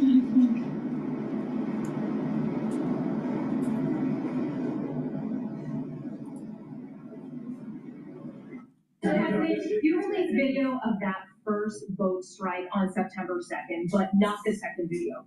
Will you release video of that strike so that the American people can see for themselves? I don't know what they have, but whatever they have, we certainly release, no problem. You know, we stopped every boat we knock out. We saved 25,000 American lives. And if you look at our numbers, the drugs coming in through sea are down 91%. I'm surprised there's 9% here. I don't know who's doing the 9%, but it's down 91, and we're going to start very soon on land, and I'm sure you're thrilled to hear that. And of course, that was some of the video that you were seeing there on your screen. Now, later today, an unclassified and redacted report from the Pentagon Inspector General regarding what's known as Signalgate is expected to be made public as well there in D.C. The Associated Press saying the report details that Pete Hegseth put U.S. personnel and their mission at risk when he used the Signal messaging app to convey sensitive information about a military strike against the Houthi rebels in Yemen. Hegseth does have the ability to declassify material, and the AP states the report did not find that he did so improperly, but it did find that he violated Pentagon policy by using his personal device for official business. Hegseth did decline to sit for an interview with the Pentagon's Inspector General, but provided a written statement. In it, Hegseth explained that he was permitted to declassify information as he saw fit. Now, he did post on social media after that report was made public, saying, quote, "No classified information, total exoneration, case closed. Houthis bombed into submission. Thank you for your attention to this IG report," end quote.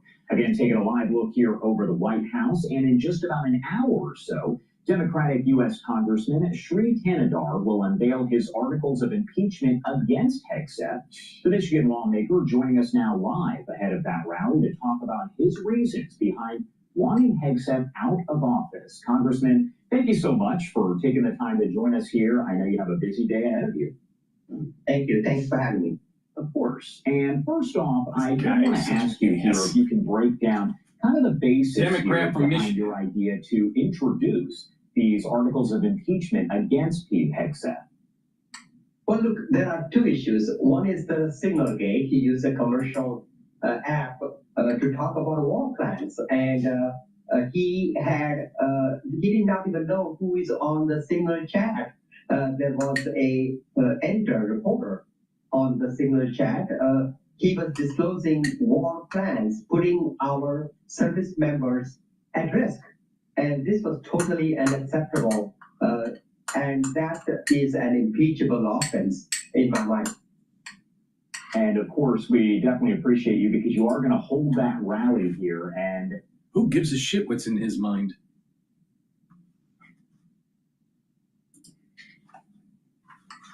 What would you say is more important? Would it be the report on Signalgate or the strikes in Venezuela, or is it kind of a mix of both there? It's both, both. Throw it as hard as you want. Go on. Watching it zip away feels like it might just keep going, right? Nope, here it comes. This thing's a total game changer. Throw it across the park, over the driveway, always comes back. Hover in your hand like it's floating, glows like a little star. And yeah, my kids haven't stopped begging to play with it. No fancy setup, no frustration, just pure fun. Oh, and check the orange link below. It's both, both. This Secretary of Defense is incompetent. He's incompetent to do his job. He is putting American troops in harm's way, in danger, because he has total disregard to the war plans and the secrets and how he has disclosed classified information. At the same time, we need to know what war laws is he following when he attacked those survivors, the two survivors on this boat that was destroyed by U.S. military. What about legal, constitutional background here? What are you using as you do introduce these articles of impeachment? And then on that same note, do you feel that you have the support to essentially get this done, or is it more symbolic? I know a lot of questions there. Well, it needs to be done. Both parties need to come together, look at it. Republicans need to look at this as laws have been broken. War crimes have been committed, and Hegseth, the secretary, is refusing to show up. He did not show up for the investigation by the investigators about this signal gate. He did not submit his phone. He did not show up in person. What is he hiding? What do they are hiding? This secretary is incompetent, and this is the second major, drawback, second major fault. And this secretary must go, and Congress must impeach him. He should resign, or Congress must impeach him. And President Trump cannot continue to defend this incompetent Secretary of State who's putting millions of service members' lives in danger. Do you feel that it's a real possibility, a potential reality, that Hegseth would resign or be impeached here? Is that a reality, or, as I mentioned, is it more symbolic? No, this secretary has to go. He's incompetent. He's violated. He has committed war crimes. He must go. And if where's the proof that he created war crimes? Are willing to look at this for the merit of this case and not just their law. Isn't he not giving Hegseth his due process? Oh, Orange Man bad. Everyone attached to Orange Man must be bad too. Democrat. Right here. This is a Democrat. This is the reason why America fucking sucks.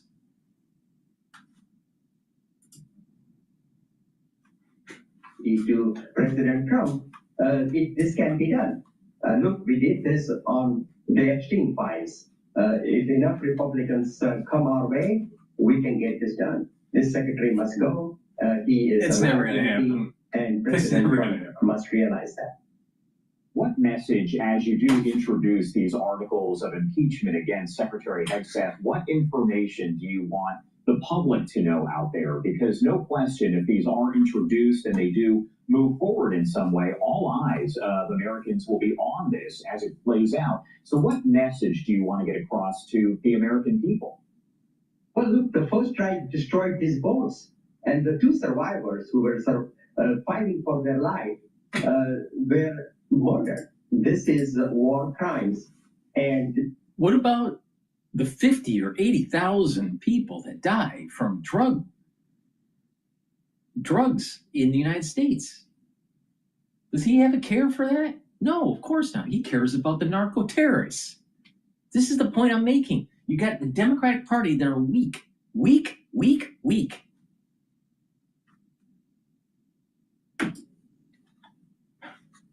Secretary broke their own, the Department of Defense own laws. And if this had happened to any member of U.S. military, that member would have lost his job. He would have been criminally prosecuted. And the secretary should be held to the same standards. He should be... They have time to focus on Pete Hegseth, but they don't have any time to really look into Arctic frost. Amazing. Just amazing.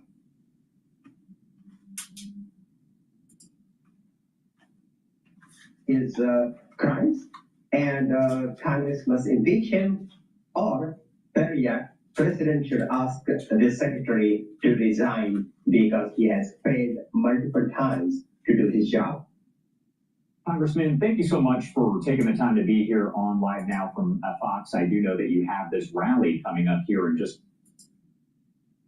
That congressman is a dipshit. Please go to my store, the-studio-reykjavik.com, and get the C60 so you're not a dipshit like the Democratic Party. C60 is going to soak up free radicals. You can get it in MCT coconut oil, avocado oil, or extra virgin olive oil. You can get it in a 2-ounce, a 4-ounce, or an 8-ounce configuration.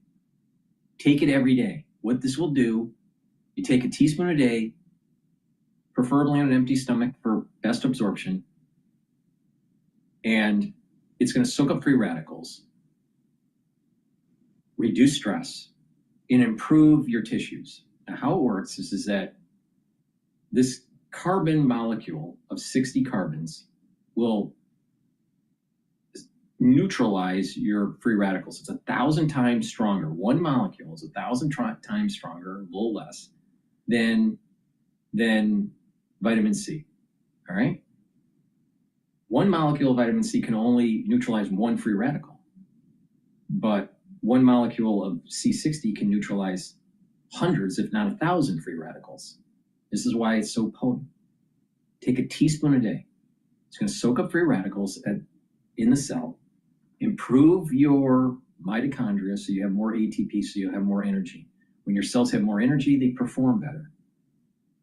The health of the mitochondria will get better, so that the overall health of the cell and the tissues will perform better. And then your organ systems and glands will perform better. Your immune system will improve, your endocrine system will improve, your brain function will improve, your cardiovascular health will improve because you're soaking up free radicals and reducing plaque formation. It's powerful, very powerful, and it's a cornerstone of my anti-aging protocol. So get the C60, take it every day, a teaspoon a day. Boost up that immune system. You take it before your workout, you will notice that you recover from your workout faster. Why? Because by soaking up free radicals while you're working out and reducing inflammation while you're working out, you will recover quicker. That's why it's so important to take the C60 before your workout, or the Gladiator barley, or even the heirloom barley, turmerics, lignans. Those also help to recover quicker after a workout. See, I'm telling you some little tricks to slow down the aging process. It's a holistic approach. Proper diet, proper exercise, proper supplementation, proper mindfulness or spirituality, learning new things. All these are very positive for improving your overall health. So when you get into your geriatric years, you're healthier. You're not dependent on pharmacopoeia. You need to invest in your body. Just like you have to invest for your retirement, you need to invest in your body. Please go to my store, follow my protocol, slow down the aging process. All right, let's listen to Jim Jordan. I have a feeling he's going to talk about Arctic frost here.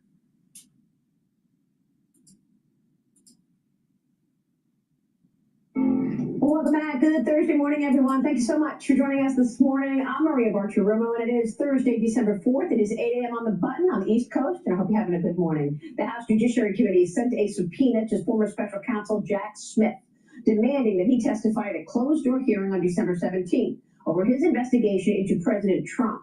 His attorney said this, quote, nearly 6 weeks ago, Jack offered to voluntarily appear before the House Judiciary Committee in an open hearing to answer any questions lawmakers have. Jack looks forward to meeting with the committee later this month to discuss his work and clarify the various misconceptions about his investigation. President Trump also wants to see a public testimony. The House Judiciary Committee has subpoenaed Jack Smith to ask about his investigation of you. I wondered, for a deposition, I wondered if you'd prefer to see that as a hearing so that the American public can see the questions and the responses more easily. I'd rather see him probably at a hearing, and there's something really wrong with him. I'd rather see him testify publicly because there's no way he can answer the questions. A top federal court. My energy bill dropped from $150 to $50 by doing this. My friends laughed at me when I spent $49 on a power saver device that could cut my energy bill in half. They thought I got scammed. But when I showed them... A top federal court official defending Judge James Boasberg, meanwhile, in his gag orders, which basically hid subpoenas related to the FBI's Arctic frost investigation. They claimed that the chief judge in Washington was likely unaware that the subpoena's intended targets were sitting members of Congress. Senate Judiciary Committee Chairman Chuck Grassley fired back with this quote, Smith's apparent lack of candor is deeply troubling and he needs to answer for his conduct. Joining me now is House Judiciary Committee Chairman Jim Jordan. Mr. Chairman, always a pleasure. Thanks so much for being here. You bet, Maria. So you sent a subpoena to Jack Smith. Yeah. What are you expecting? Well, we'll see. We know one thing. We've already referred one of his deputies, Thomas Wyndham, we referred him to the Justice Department for criminal prosecution because he tried to obstruct our investigation. He wouldn't answer questions, and we had him under deposition rules under oath in front of the committee. So we want to know Jack Smith, and never forget Jack Smith's history. mean, Jack Smith was the guy who was supportive of what Lois Lerner did years ago when she targeted conservative groups around the country. Jack Smith's the guy who put the gag order on President Trump, went and got that. Jack Smith's the guy who mishandled the classified documents he accused President Trump of mishandling. And Jack Smith's deputies, Mr. Bratt, tried to bribe one of the counsels for a defendant when he said to that lawyer, he said, "Oh, we didn't know you were a Trump guy. We thought you were interested in this judge position." And you can't do those kind of things. So we want to bring in Jack Smith, ask him all kinds of questions, and not the least of which is this whole idea that he was going after what appears to be almost half the stinking Republicans in Congress getting their phone logs, and a bunch of other Americans. So those are all the issues we want to talk about. And having him in for a deposition in no way precludes him from coming in later in an open hearing. We just want him in a deposition format first, where you get an hour to ask questions, and then the other side gets an hour. Then you can come back for another hour, not just 5 minutes like members get in an open hearing. Well, that's right. And that was the point that I wanted to make as well. I mean, you know, people say, oh, why do you want it private versus public? Because public, each lawmaker just gets 5 minutes. And, you know, they can run out the clock real quick and not say anything. So the private interview is really important as well. But I want to get your take also on the judges here. I mean, Judge James Boasberg, I spoke with Texas Senator Ted Cruz about all of this. And, you know, he was one of those people tracked. Watch this. And I believe that the House of Representatives should impeach Judge Boasberg. Judge Boasberg was the one who made findings that he had no basis for. And when he did that, he took off his judicial robe. He just became a partisan crusader. He joined with Jack Smith in the mission to try to stop Donald Trump from being reelected. Thankfully, the voters prevailed, democracy prevailed, but I'll tell you what, if God forbid Kamala Harris had become president, we would never, ever, ever find out about this. They would have buried their abuse of power, and what's critical, this can never happen again. This is unbelievable, Senator. He was also the same judge that gave a smack on the wrist to the FBI agent who lied about Carter Page to try and say that Carter Page was not working with the CIA when in fact he was, so that they could spy on him during the Russia collusion story. He was also the judge that tried to stop President Trump's agenda. So, Congressman, what about that? Should James Boasberg be impeached? A couple things. One, this idea that he didn't know. I think that's on him. Maybe you should ask who's this phone number belong to? And if it belongs to someone in a separate and equal branch of government, i.e. a member of Congress or a United States senator, maybe you should know that before you tell the carrier, before you tell Verizon and AT&T. They can't tell that individual that the Justice Department just went and got their phone records. They got mine for 2.5 years. They know who I talked to, who called me, when I talked to them, and how long the call lasted. And if I initiated the call, they knew where I was at when I did so. And they can track that and pattern your life. That is scary. That is creepy. And Jack Smith had that information for me for 2.5 years, for Speaker McCarthy for 2 months. That's crazy. So if the judge signed off on that, he should probably know whose number that individual that number belongs to. If he didn't know that, I think that's on him. Second, you typically don't impeach judges for bad decisions. You have the appellate process. But in this situation, how do you appeal? Because you don't even know. You don't know that the judges put a gag order and the Justice Department has your private information. You don't even know that. So how do you appeal? So we have one of our members on our committee has filed an impeachment resolution for Mr. Boasberg. We'll take a look at all that. We're not saying we're going to go there, but I think we work through this investigation and we see how it all unfolds. And try to make sure this kind of stuff never happens again. Well, how is Jack Smith going to explain himself here? I don't know. We'll find out when we ask him questions. Here's what nobody's telling you about the new bearskin hoodie. This fleece is thick. It's made from 340 GSM of bearskin fleece, which is super warm, wind blocking, and regulates body heat like a beast. You need the new 340 GSM. I don't know. We'll find out when we ask him questions. We got a number. I typically don't like to say on TV what kind of questions we're going to start with, how we're going to move through that. Yeah.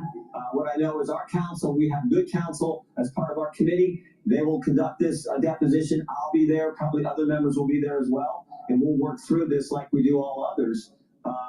But now we've also passed legislation through our committee on this non-disclosure, these gag orders, limited for all Americans, not just for members of Congress. We've said this should apply to all Americans. You can't do these for years at a time like they were doing. Right, This should be for a very this is a window in the overreach of the national security state. And this was the worry that I had post 9/11 with the Patriot Act. You get a national security state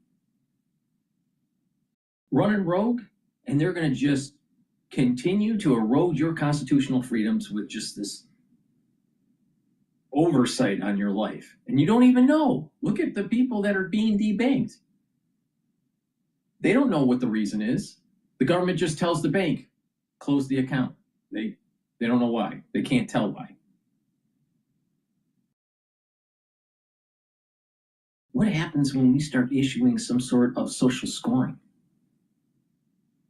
It's a means of control of the society. This is unacceptable to allow to happen. And this is an element of what I call the Bio-Patriot Act, post the event in 2020, where they continue to bring on laws that erode your constitutional freedoms and only strengthen the national security state. And this is why I'm very worried of the potentiality of another 9/11 type event. Because if that happens, then the national security state, the FBI, the CIA, the NSA, they're all going to go up to Congress saying, we need more money, we need more people, we need more emergency powers. And I'm willing to bet that if something like 9/11 took place under Trump's watch, Trump will cave in. And there'll be a ballooning out of the national security state again. And what will happen is there'll be Arctic frost on steroids. Of time and for very limited circumstances, if at all. And so that's the kind of legislation we've already passed out of our committee. I hope we pass it out of the House, gets to the Senate, and we actually make it law. Yeah, and I was interested in this debate around this because New York Congresswoman Elise Stefanik did secure the inclusion of a key provision that she wanted attached to the Pentagon's annual policy bill, the NDAA. This requires the FBI to notify Congress when it opens counterintelligence investigations into federal candidates, Mr. Chairman. Yeah, no, it's a good piece of legislation or good amendment on that bill. We support that 110%. I hope it stays on the NDAA. In light of what we've seen in the last 10 years, particularly what the weaponized Justice Department did to President Trump, this is definitely needed. I totally support what Elise is trying to get done. Well, I mean, look, and I'm glad you mentioned it's been 10 years, because it has been 10 years that we have been following this and watching all of these political dirty tricks. And that's being kind about what has taken place there in the last 10 years. But Congress can find time to go after Pete Hegseth, but never have time to really deeply investigate Arctic frost and the overreach of the national security state and the lying of the CIA directors to Congress. Or what about the lawfare that was taking place for many years against the Trump administration? No time at all. They have time to protect narco-terrorists and illegal aliens, but not to protect your constitutional freedoms.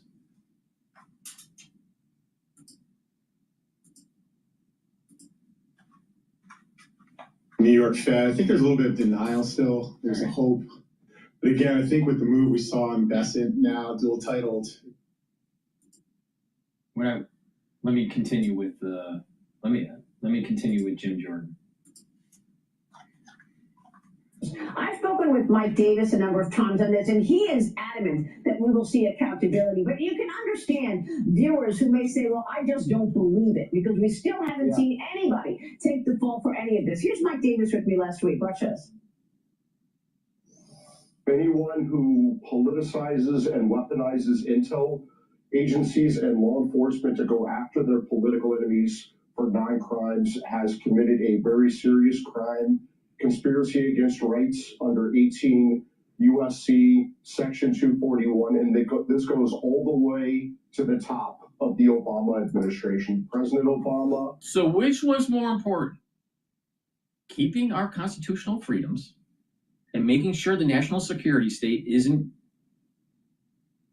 doing an overreach in surveilling you unconstitutionally, or protecting the narco-terrorists.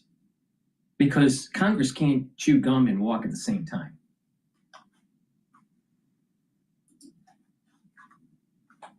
President Biden, Hillary Clinton, James Comey, Clapper, Brennan, Jack Smith, Jay Bratt, Andrew Weissman. There are so many dirty actors in this ongoing criminal conspiracy against rights. These people must be held accountable. I know that the new Miami U.S. Attorney has opened up a grand jury in Fort Pierce, Florida, that's going to be impaneled in January. And I would tell these lawfare Democrats they better lawyer up. Do you really believe that Obama is going to get indicted?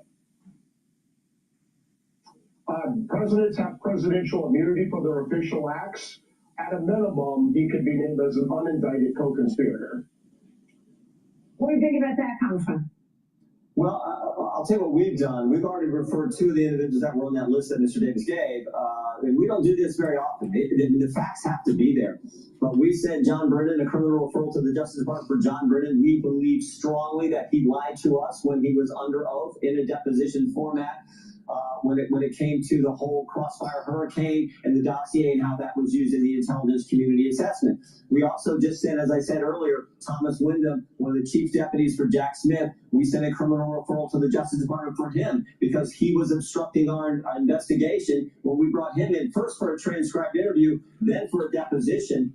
So we referred him. We do that when it is warranted. In these situations, it was definitely warranted, and that's why we took that action. So we're doing everything we can from the legislative branch, whether it's the NDO, the Fairness Act that we passed that I talked about on these gag orders, whether it's referring people to the Justice Department as for doing criminal referrals. We will take every action we can, including our overall oversight responsibilities that we have under the Constitution. But we can't indict anyone. Right. Only the executive branch, only the Justice Department, as you know, they're the ones who can do it. And if we think it's warranted, we will do referrals like we've done. Well, I mean, what about the fact that a judge dismissed the cases on Jim Comey? I mean, do you think that the DOJ should come back with new charges on conspiracy? You were there. You lived it for this last 10 years.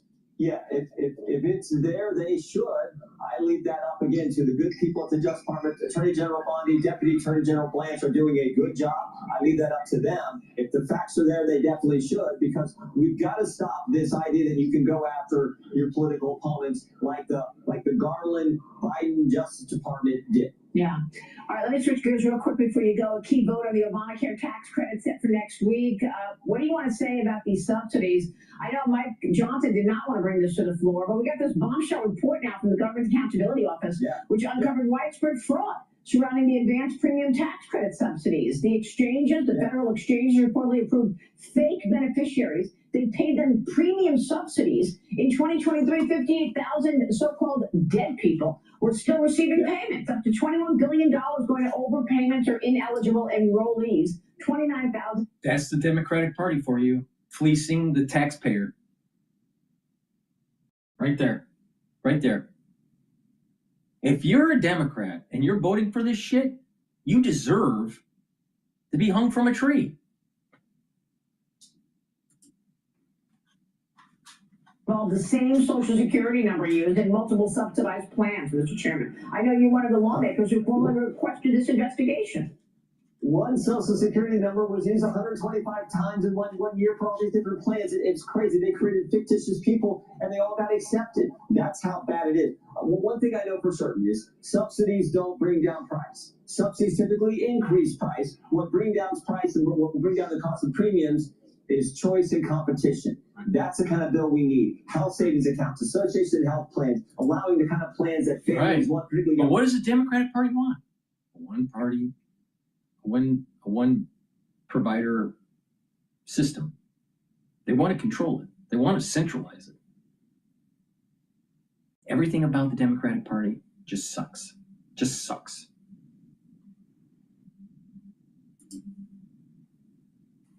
Families want a different kind of plan than older families want. So those kind of choices are what we need in our package. I think that's what's coming. This idea that we're just going to extend the expanded Obamacare subsidies to the insurance companies where we just discovered all the fraud that exists, That makes no sense. And never forget 3 things they told us about Obamacare. Like your plan, you can keep your plan. Like your doctor, you can keep your doctor, and premiums will go down. They were 0 for 3. Yeah. 0 for 3. They got it all wrong, and now we're supposed to keep subsidizing that. And you wonder why socialism doesn't work. You wonder why Marxism doesn't work. You wonder why the Democratic Party fails. All right. And fails. All right, we're going to go to Bloomberg talking about Hassett's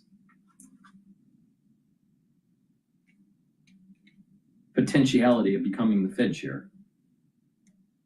Please go to my store, the-studio-reykjavik.com, and get the Myotrol. Myotrol will help to build muscle and to maintain muscle. Myotrol has polyphenols, flavonoids, and lignans to help with the gene expression to build muscle. This is really important. If you're an athlete, younger or older, but especially if you are 40 years of age or older and you're starting to lose muscle mass, you need to take Myotrol. Now, the reason why you're losing muscle mass is you're losing energy, you're not being as active, you're not in the gym doing the resistance training, and when you get older, your genes start to methylate. When genes are methylated, they don't express as well, or sometimes they're shut down completely. Myotrol will help with the gene expression to build muscle. So do resistance training, take the Myotrol, make sure you do back exercises, build muscle in your back to help your posture, to improve your venous flow back to your heart, improve your lymphatic flow. That will help with your immune system. And also, it will improve the density of your vertebrae. When you do that, your posture is going to be improved. You're going to have all these positive effects with vascular system and lymphatic system. An underappreciated area for muscle building is the back area. So please go to my store, do some resistance training, focus also on your back, and take the Myotrol. Again, Myotrol helps with athletes too to gain strength for their sport. Digestive enzyme complex reduces the load on your pancreas. It helps to break up carbohydrates, proteins, and lipids. It helps with digestion. It also has bromelain in it to help to reduce overclotting. And the proteolytic enzymes in here will help to break up glycoproteins, which is super important, especially in the fall and winter season. This is the reason why I said, take the digestive enzyme complex during the crisis of 2020. Please go to my store and get the Goodnight Formula. Goodnight Formula has tryptophan, melatonin, GABA, and passion flower. It allows you to get into 3 to 5 cycles of REM sleep a night. That allows you to consolidate memory, detoxify your central nervous system, and to be well rested. When you have a good, regular sleep, you slow down the aging process and improve your neural health. Please go to my store, take the Goodnight Formula to help with your neural health. All right, let's listen into Bloomberg. Talked to a few people in the New York Fed. I think there's a little bit of denial still. There's a hope. But again, I think with the move we saw in Bessent, now dual titled, it's all but locked. So there is a worry that the credibility of the institution, which affects every employee there, and they all take very seriously, especially the lifetimers who've been there a multi-decade and been there since the financial crisis, where a lot of people really earned some chops when I was there, are worried that, this will affect the ability to actually transmit monetary policy effectively. So how does that happen? So if we get a new Fed chairman, how does that impact like the New York Fed and other banks around the country? So again, as you've all covered and we all know, it is a committee, so there is some guardrails. We obviously know the regional presidents are supposed to be isolated and see their own regions and their own interests there. But overall, it is a team effort, and obviously New York Fed is the conduit which faces the market and where the market operations are. So they have to do as the board beckons in a lot of ways, and there isn't any kind of independence in that sense. So what do we expect from, I guess, next Wednesday, when the Fed does, what are you looking for? What do you think most Fed watchers will? I think Powell's going to make the case. I think, funny enough, the pain trade is more of a dovish outcome than expected. Everyone right now is looking for that hawkish cut. And then clearly a transition period into next year when we get new leadership. And right now, funny enough, it looks like Powell still may stay on. So the amount of seats that Trump will effectively be able to change may only be one. Lisa Cook looks pretty secure. She's obviously undergoing this legal battle. We're not clear where that's going to end up.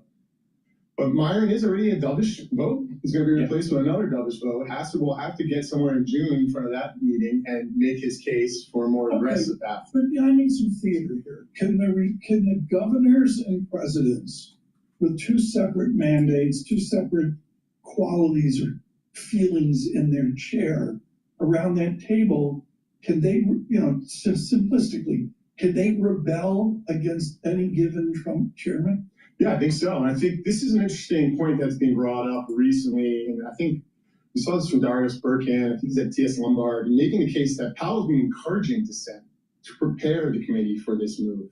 So we've never seen quite this rabble. Let's be careful. That's an opinion. That is an opinion. That is also something I'm echoing in my opinion. So let's be clear. You're right. But it's not reporting per se. No. But it's an idea that's circulating traders and PMs that I've heard now. And it's effectively saying that Powell sees this political fight coming, this sort of independence worry growing, and he's encouraging governors and individual Fed presidents from the regional banks to take up their own opinions and have more debate and to push back on the leadership so that it's not all just what the chairman says. When Fed Chair Jay Powell does step down, typically when chairs step down, they leave the Fed, historically. You think he may stay? He loves the institution. He's really committed to the not only goal of the dual mandates and effectively finding the right policy path that gives the right balance to the economy, but I think he has a deep pride in the institution and he wants it to be in safe hands. And I guess maybe in some rebellious way would probably stay on. I don't know. That's also an opinion, to be clear. Right. So, but I mean, that would be a challenge for the new Fed chair to have prior, and that doesn't happen typically. It would be interesting because everyone's talking about the shadow chair, and it would be the opposite of that post-June. I mean, Ruth Carson writes up, Greg Peters is wonderful over at PGIM, saying market doubts hasten quickly here. We've got to get you back, Michael. But quickly here, in Japan, farther out the curve, the bond vigilantes have spoken. Is there a possibility in America, farther out the curve, we will see the forward or futures market guess lower prices, higher yields? Yeah, I think a term premium is coming. I think there's a number of ways to look at that. I think obviously your Fed independence, which we've covered well here, is a concern, but also there's a ton of supply. Corporate supply, treasury supply, this AI supply that keeps growing every day. It's going to crowd out. We have other supply elsewhere. We're seeing this already in Japan affecting global rates coming across the globe on a daily basis. So here we go. I mean, it just seems like it's unless we have a recession, unless we have a real downturn, it's hard to make that safe haven bid with this term premium need.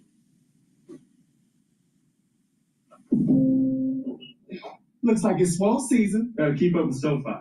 You can earn more money on your money with SoFi Bank's highest savings APY. Mind blown. Bank with SoFi to get up to 4.30% APY and an epic welcome bonus.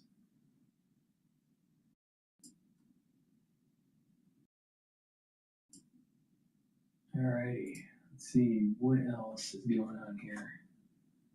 All right, this is MS Now about Admiral who orders second boat strike briefs lawmakers. So let's just listen in here.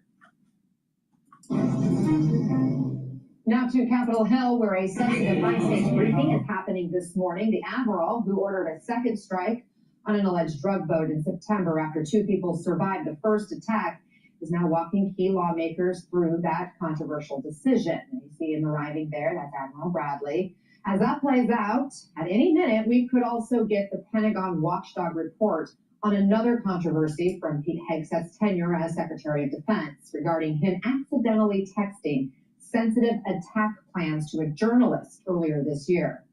MS Now White House reporter Laura Lopez is joining us, along with our congressional reporter Michael Schnell, who's staking out that meeting there on the Hill. And also with us, retired Air Force Major General Stephen Lepper, former Deputy Legal Counsel to the Joint Chiefs Chair.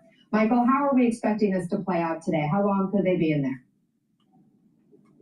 Yeah, Anna, it could be a long day today for Admiral Frank Bradley and Joint Chiefs of Staff Chairman Dan Kane. Those are the two officials who are briefing these top Republicans and Democrats on that September 2nd strike. Now, those two officials, Admiral Bradley and Chairman Kane, they just left a meeting with Congressman Jim Himes. He is the top Democrat on the House Intelligence Committee. He is somebody who wanted to learn more information about what took place during those strikes. And we actually just heard, our colleague and our team heard from Congressman Himes, and I want to read to you some of what he said, what he heard in that briefing. And this is a direct quote. He said that he has respect for Admiral Bradley. He knows he has a storied career. He noted that Admiral Bradley walked him through and defended his conduct with those strikes. But Himes added, quote, "What I saw in that room was one of the most troubling things I've seen in my time in public service." Congressman Himes continued saying, quote, "You have two individuals in clear distress without any means of locomotion with a destroyed vessel who were killed by the United States." Again, that is from Congressman Jim Himes. He's the top Democrat on the House Intelligence Committee. He just met within the last few minutes with Admiral Bradley and Chairman Kane. So a very direct interpretation of what he heard in that room right now. As we speak,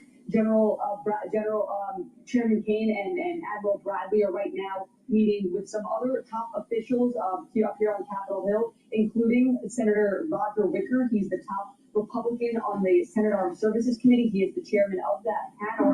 And later this afternoon, he's going to also be meeting with other intelligence officials, including Senator Mark Warner, who is the top Democrat on the Senate Intelligence Committee. So again, a lot of meetings today to walk through these lawmakers, what exactly happened during that September strike, because as we've been talking about for days now, there are some real fierce concerns about that conduct. Laura, it's one thing to hear the details coming from these military leaders. It's another to see exactly what happened. And just ahead of these meetings, President Trump did say he would be willing to release the full video of the attack. When could that happen? What else is the White House saying? Well, we don't really have answers yet on when that could happen, but you're right. The president yesterday was asked, why not release this full video? And here's what he had to say about that. I'm pretty sure that this Laura was on PBS. They must have let her go, and then she went to MS Now. I remember her being on PBS. You released video. All right, team, listen up. There's a national blood shortage. Big Ten schools, how do we get students, fans, alumni to donate? Hit me. You released video of that first boat strike on September 2nd, but not the second video. Will you release video of that strike so that the American people can see for themselves? I don't know what they have, but whatever they have, we certainly release, no problem.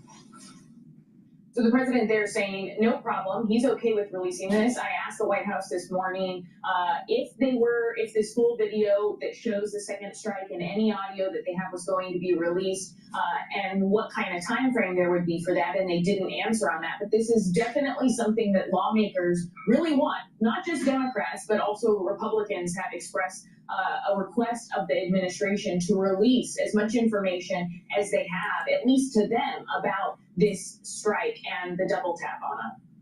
General, the Wall Street Journal reports that Admiral Bradley is planning to tell lawmakers today the two survivors of that initial strike were seen still aboard the damaged vessel alongside packages of illegal narcotics, and that Bradley and his legal advisor concluded the two survivors were attempting to continue their drug run, making them and the already damaged vessel legitimate targets for another attack. That's according to two defense officials. And the New York Times is also reporting this morning one of those survivors reportedly radioed for help. General, do these new details change the legal calculus? Was a second strike justified? Well, facts matter, and that's why we were pleased that the Congress was going to investigate this. But assuming that this is a lawful armed conflict in the first place, which is something that most legal experts dispute, having a radio doesn't in and of itself deprive shipwrecked persons of their protection from attack. Even if a radio could summon friendly forces, which I understand has been alleged here, they're still shipwrecked unless they engage in a hostile act. We need to be really careful about arguments like this because they have the potential implications for U.S. forces. For example, downed U.S. airmen are equipped with survival kits that include life rafts and radios. Those radios are expressly intended to call for rescue by friendly forces.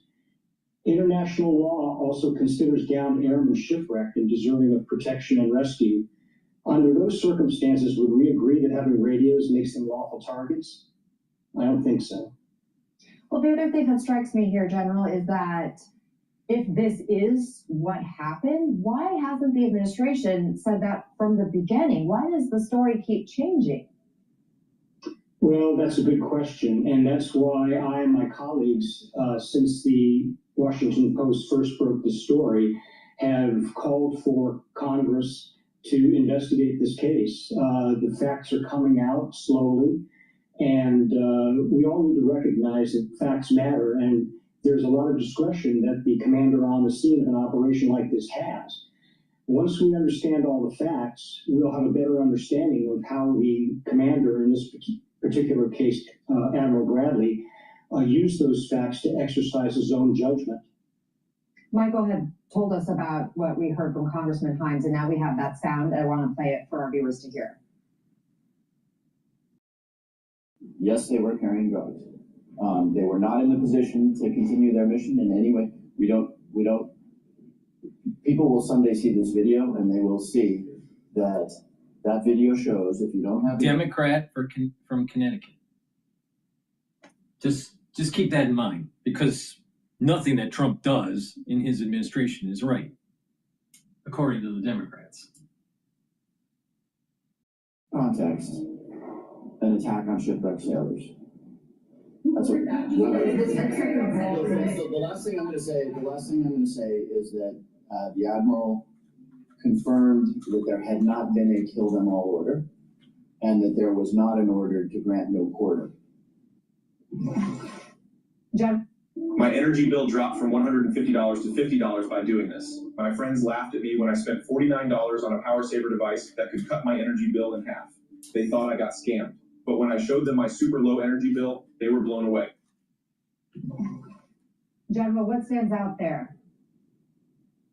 Well, what stands out there is that there are apparently a lot more facts here than either the Washington Post or any other media outlet has reported up to now. And, again, what the Secretary described at the cabinet meeting about a boat being on fire, and what has subsequently been reported as two survivors climbing back into the boat, all still lead me to the conclusion that these were survivors who were likely wounded, who may have been in a boat that continued to be able to float, but could not take them to shore.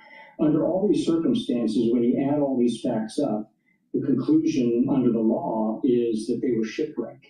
And unless there was some kind of hostile act, or the capability of engaging in a hostile act that would render the protections that the law accords them moot, then our obligation when we hit them with the first strike was to rescue them, not continue to target them.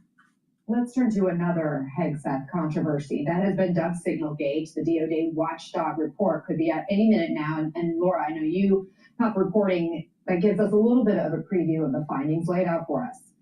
Yeah, that's right. Along with Michael Schnell and I and others on the team, we have this reporting, but specifically a number of sources who read the report told me that Hegseth's actions by sending this information about an imminent Yemen strike through Signal, that text messaging app, put troops at risk, and was also told by a source that he was the sensitive, who spoke to me anonymously, Anna, because of the sensitive nature of the report. The source said that the report concluded that Hegseth shared classified information, although he does have the ability to declassify that. He failed to preserve records and put military operations and service members at risk when he sent this information. Now, two sources who also read the report told me that Hegseth did not turn over his phone when to the Inspector General throughout this investigation, was not very cooperative, and only provided a statement, did not sit for an interview with the Inspector General. Anna. So, General, as we await the public release of this report, what we know of the findings are damning. Hegseth shared classified information. He put service members in harm's way. He didn't preserve information. What does that tell you about his judgment, his decision making? Can military personnel trust the Secretary of Defense? Well, this all comes down to the question whether what he put on that signal chat put lives at risk. Jets were in the air, they were on their way to the target, and a signal chat appears indicating that they are in the air on their way to the target. Under normal circumstances, information like that would place the pilots of those jets at risk. It would place the mission at risk.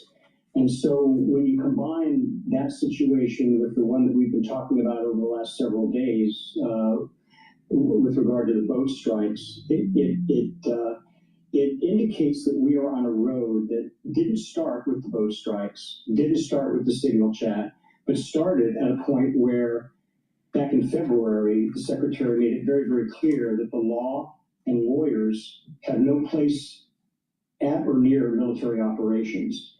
And that road has taken us now to these milestones that indicate that the guardrails that used to exist around military operations, the guardrails of the law and the guardrails of honorable conduct of military operations, have been damaged or destroyed. General Stephen Leppert, thank you for your insight and analysis. So helpful. Laura Barone Lopez, Michael Schnell, ladies, I always appreciate your reporting. Thanks. Like what General Jack Nicholson said, you can't handle the truth. All right. We're going to go to Fukuyama. He stated on France 24, Trump is the most disappointing thing that's happened in decades. Really? I mean, come on, Fukuyama. I mean, come on. But before we do that, please go to my store and get the Gladiator Barley. Gladiator Barley will help detoxify your body, bring down inflammation, soak up free radicals through superoxide dismutase, and help you to build muscle. Do some resistance training. Take the Gladiator Barley. You'll recover quicker after your workout. This is great to improve your musculature when you get older. If you're an athlete, younger or older, you'll benefit from taking Gladiator Barley because it's going to help with the strength for your sport. You can stack this with Myotrol to get added benefit. And by bringing down inflammation, soaking up free radicals, and detoxifying your body, you're helping your immune system, your endocrine system, and your vascular system, brain function. Super important. This is a month supply. It's very high quality. Take it every day. Highly recommend it.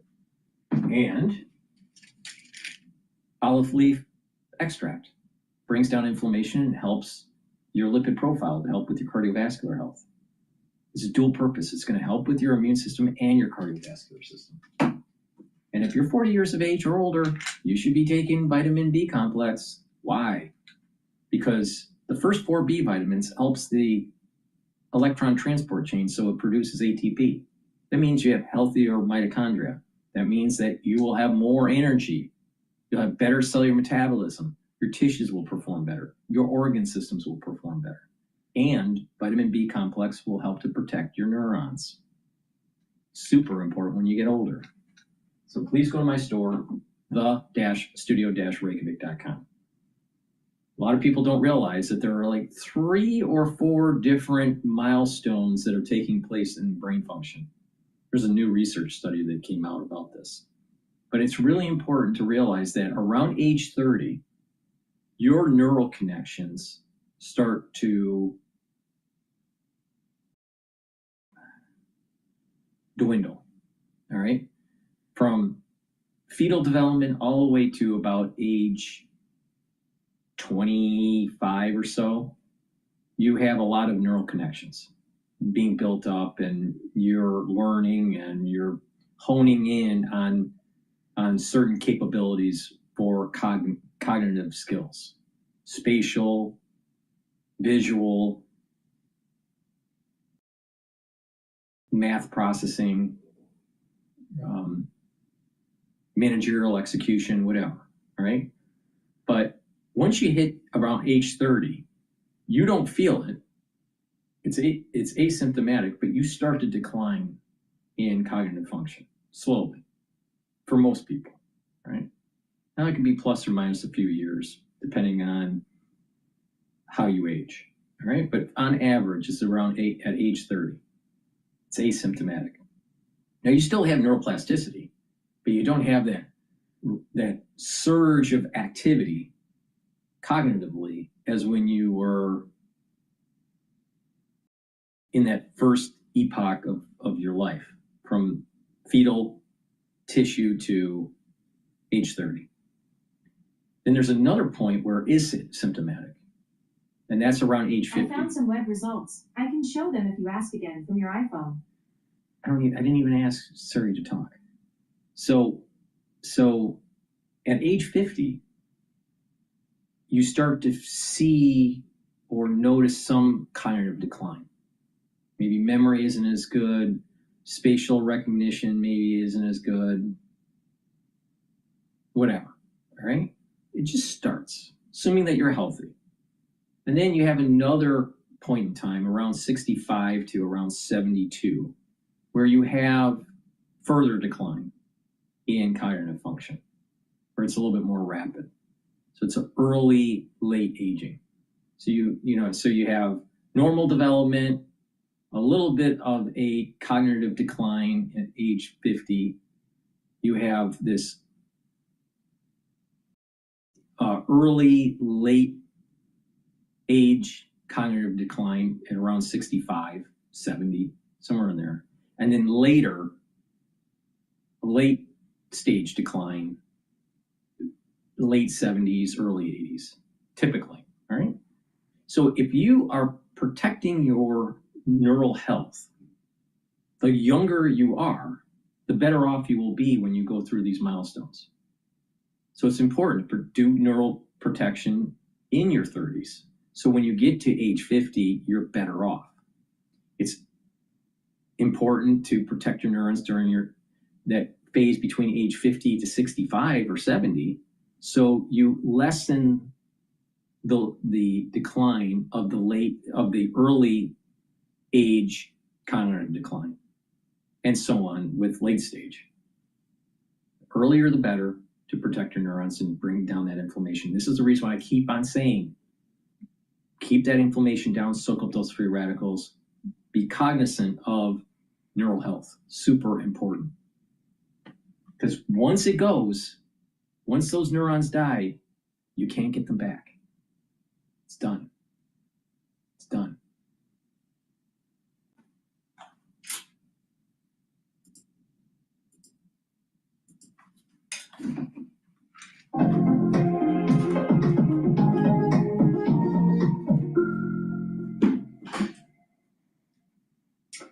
Hello and welcome to Tête-à-Tête here on France 24. Our guest is Francis Fukuyama. He's a senior fellow at Stanford University, author most famously in 1992 of The End of History and the Last Man, in which... So let me get this straight. When the Berlin Wall fell in 1989, he comes out with a book saying it's the end of history, and okay, well, we had a lot that happened after. See, he was 100% wrong. So we're going to assume that he's right here. He was so wrong right after the fall of the Berlin Wall. Why would Fukuyama be so right now? Let's listen in. I haven't seen this video, but I have a tendency to have a gut feeling on things, and I suspect that I will disagree. But I will put on an intellectual hat. It's a rare occasion, but I'll put on an intellectual hat and listen to Fukuyama to see if he's correct or not. But if he was so wrong with his famous book, how could he be so right now? The end of the Cold War had established the dominance of liberal democracies. He joins us from Palo Alto in California. Thank you very much for being with us, Mr. Fukuyama. Thank you very much for having me. China isn't a liberal democracy. Russia's not a liberal democracy. What the hell is this guy talking about? Oh, he was wrong.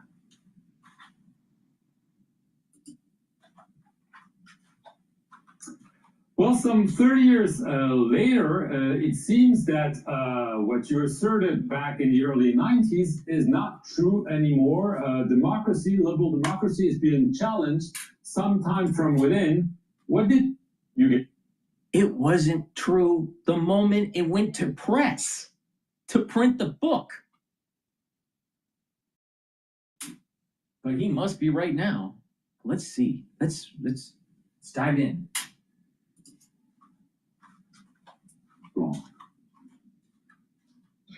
Well, I think that the overall thesis was about the direction of development, modernization of history. The Marxists for many years have asserted that it would ultimately lead to a communist utopia. And my argument was that it wasn't heading there, it was heading more towards something like liberal democracy tied to a market economy. We've been in a democratic recession really now for about 15, almost 20 years. The democratic surge peaked in about 2008, and we've gone backwards ever since then. And so there's no question that we're in a very different moment of history, but that doesn't mean that in the long run there won't be, an evolution of human institutions. What it was is that he bought into the bullshit from Kissinger, saying, open up the free markets for China so you can buy cheap goods, and they'll eventually liberalize, they'll be democratic, and everyone will be singing Kumbaya. Has that happened? Absolutely not. Absolutely not. And it was brought to you by Bush Jr. when he opened up the gates and said, you have high status for trade with the United States.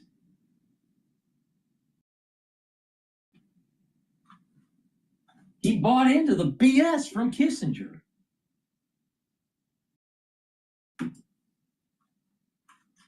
That direction, because we've had setbacks in the 1930s and the 1970s before. So I think the story isn't quite completed. But how do you explain this? And then it's not just at the national level. Look at what's happening at the local level. We got Mondani. He's a communist. He's a Marxist. Do you think he's a liberal Democrat? Do you think that he's for liberalization of markets and allowing for capitalism? Absolutely not. Mondani said he hates capitalism. He's a Marxist. It came right out of his mouth. What is Fukuyama? He was totally wrong. He was totally wrong. Why couldn't he have seen that as society starts to bifurcate between the have and the have-nots, that Marxism will start to take hold? Why couldn't he have seen that? Hayek saw it. He wrote a book about it, The Road to Serfdom. Fukuyama, I'm sure, read it. I'm sure he cited it in his books, but didn't learn from it.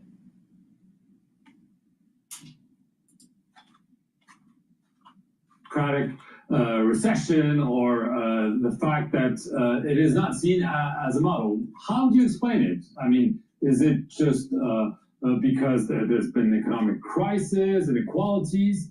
What's your explanation for all of this?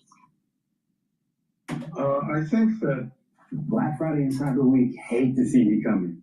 But this year I said, you know what? I'm going to shop smarter. I'm going to take advantage of Mint Mobile's new customer.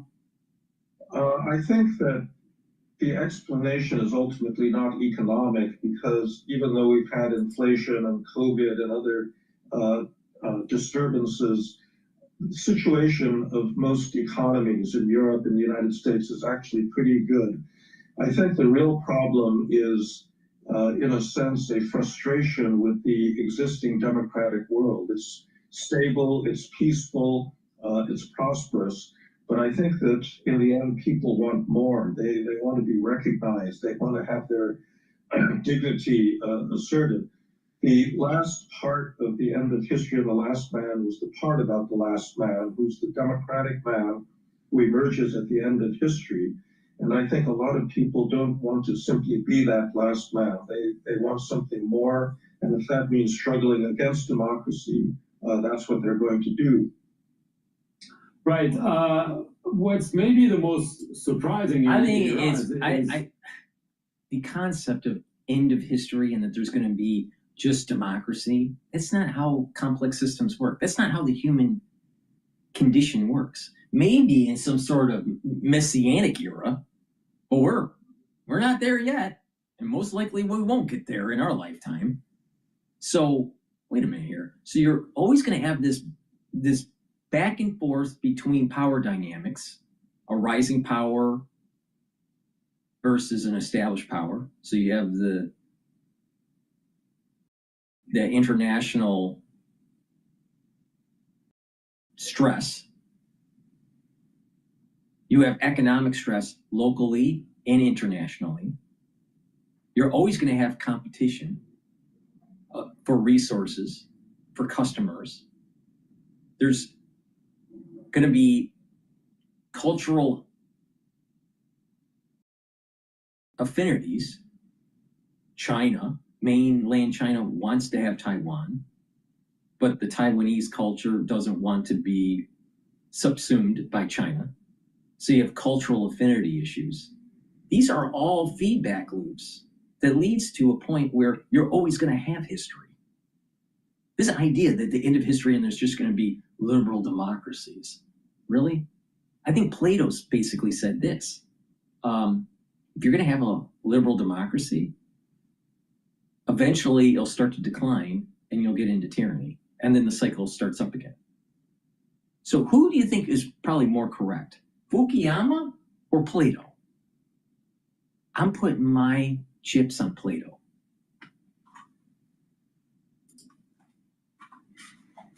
It's been happening in your own country. Yes, in Eastern Europe, there's been back and forth.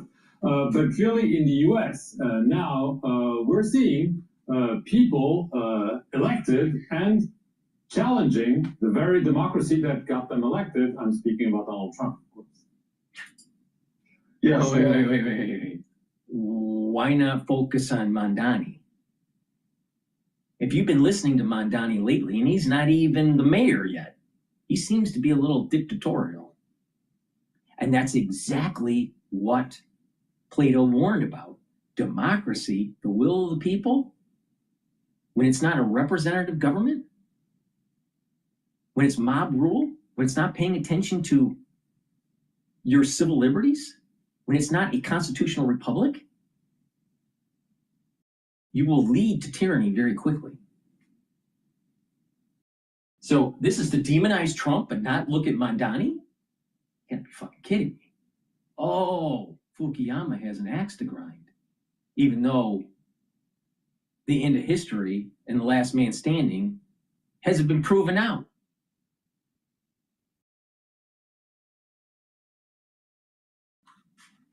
I guess that's the most surprising and the most disappointing thing that's happened, really, since I wrote the book. I didn't think that democracy in the United States would be challenged as frontally as it has been by Donald Trump. So he thinks that a policy that's not America first, not a make America strong policy, was better? A pre-Trump era was better? Really? Our military was starting to weaken. Our economic clustering was weakening. Our educational system is in tatters. Kids can't even read. Can't do mathematics. We got a generation of stupids. This has nothing to do with Trump. This has everything to do with the Democratic Party.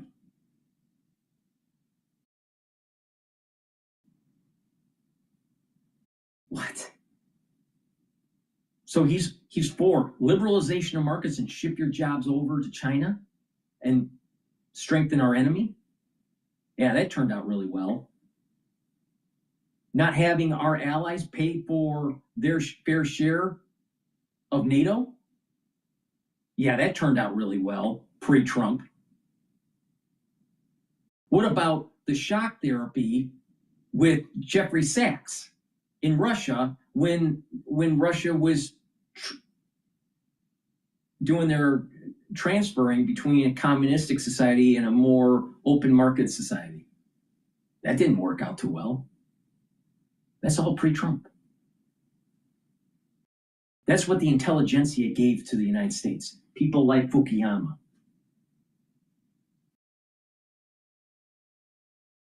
No, but Orange Man must be bad, according to Fukuyama. A leader with authoritarian instincts. He doesn't like respecting the rule of law.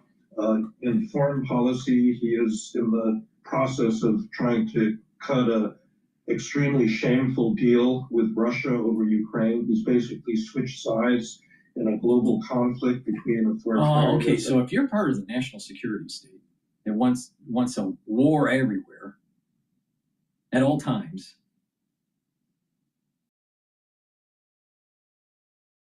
you would have to go against Trump because Trump's trying to prevent the wars. Fukuyama is aligned with the national security state. That's what he just said. He aligns to the national security state. Now, I believe in a strong military. I believe that if you're going to go to war, you have to kill them. All right? But isn't it really strange that the problem in Ukraine happened right after we got out of Afghanistan? Oh, I wonder why that was. It was the lobbying group.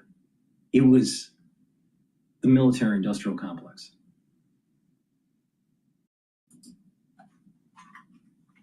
And democracy. And, the worst part of it is that the American people elected him a second time, even though in the 2020 election, he clearly tried to stay in office illegally. And that seemed to not matter to American voters. No, let's not do a real audit of the machines, right, Fukuyama? Because those machines, black box, must be giving you the right answer, especially during the jump diffusion for all the votes to go to Biden at 4 a.m. in the morning. Really, Fukuyama? Seems like you need to go back to statistics class, Professor. Elected him. So if the world's leading democracy relapses into this kind of authoritarian practice, I think that it's very bad for democracy globally. What? Hey, Mario Lopez here, and if you're thinking about getting a consolidation loan to combine your credit card debts or your personal loan debts into one, then there are three. What is the most shocking for you with Donald Trump? His challenge of a democratic rule of the courts or the conflicts of interest? I mean, his family is openly doing business, cryptocurrency, real estate deals with Saudi Arabia, and so on and so forth. I mean, what is the most striking in your eyes? Well, it's really hard to choose from that menu because they're all grave violations of democratic practice. I think that, in many ways, he's trying to amend the Constitution unilaterally by denying birthright citizenship.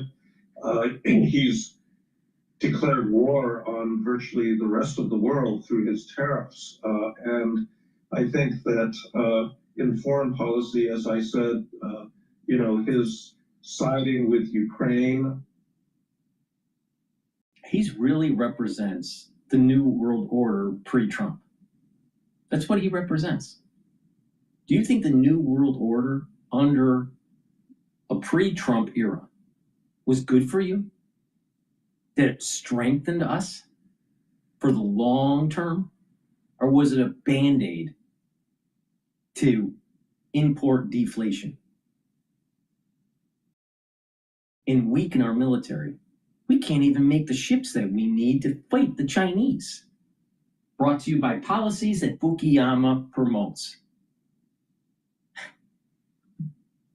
Oh, he's an intellectual. He doesn't know anything about design. He's an intellectual. He doesn't know anything about actually making the country stronger. He doesn't know anything about innovation. He doesn't know anything about anything. But he can write a book about the end of history and then be totally wrong. But I thought he was an expert.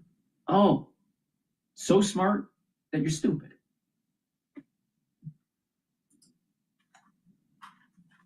I'm sorry, deciding with Russia over Ukraine, I think is an abandonment of the traditional American role as the leading democratic power in the world that will help other democracies. And oh, wait. Fukuyama, after the fall of the Berlin Wall, and you wrote your book, which was wrong, what did NATO do? NATO had hubris and kept on moving eastward, which wasn't a really smart idea.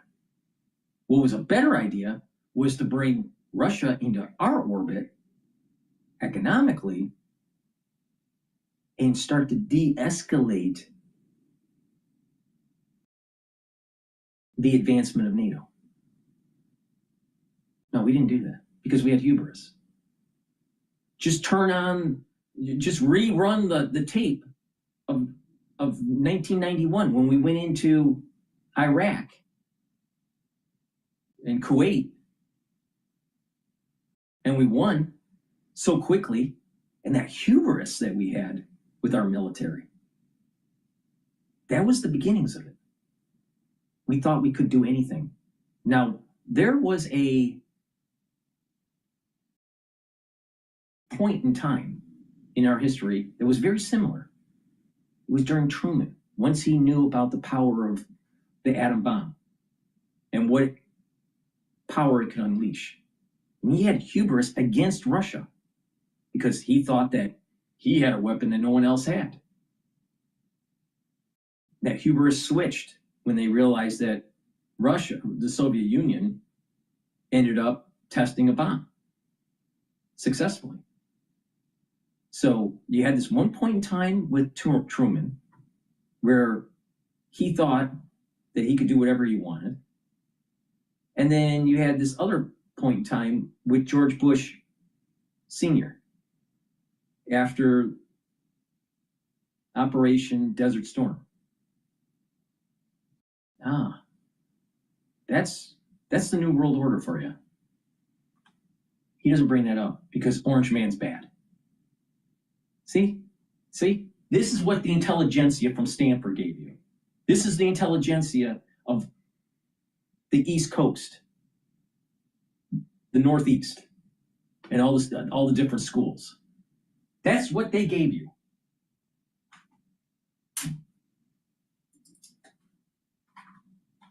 I don't know which of these is worse. As you said, the corruption in his administration is just off the charts in terms of earlier American presidents. Really? What about Johnson? What about the assassination of JFK? What about the CIA? What about all the negative and nefarious things that they've been doing since inception? But it must be Trump that's the bad guy.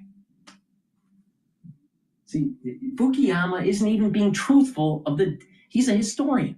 He should be truthful of what really happened over the many decades. Now we're just going to zero in on what's going on with Trump. Don't you think that every single deal that is happening with his family has to go through some sort of State Department check? I'm real sure about that. Why doesn't he bring up Nancy Pelosi and how she can outperform any hedge fund manager on the planet? How could that be? Oh, she has insider information. If you had insider information, you would do as well too. No, we don't want to talk about that, Fukuyama. Rich, but almost every single cabinet member is also involved in some kind of self-enrichment scheme. And so, that erodes confidence in democratic institutions. This guy is he's such a liberal retard about this. Really? Everyone in his cabinet? Everyone? What? Just that statement, everything, everyone. He has made this interview so politically biased. He's not acting as a scholar.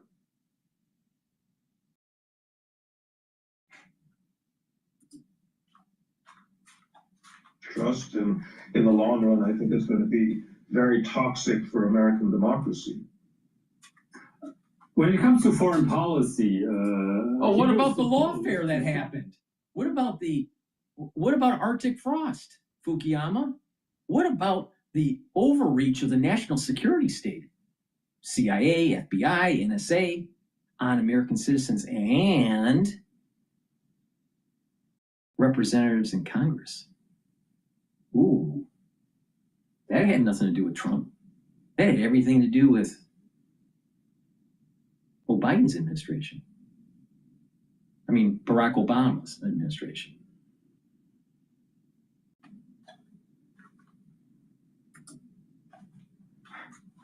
There's a broad focus on America, but he's been talking less now, but at the onset of his second mandate, about Panama, about Greenland, about Canada. He's also struck Iran. He's threatening Venezuela. What do you make of all this?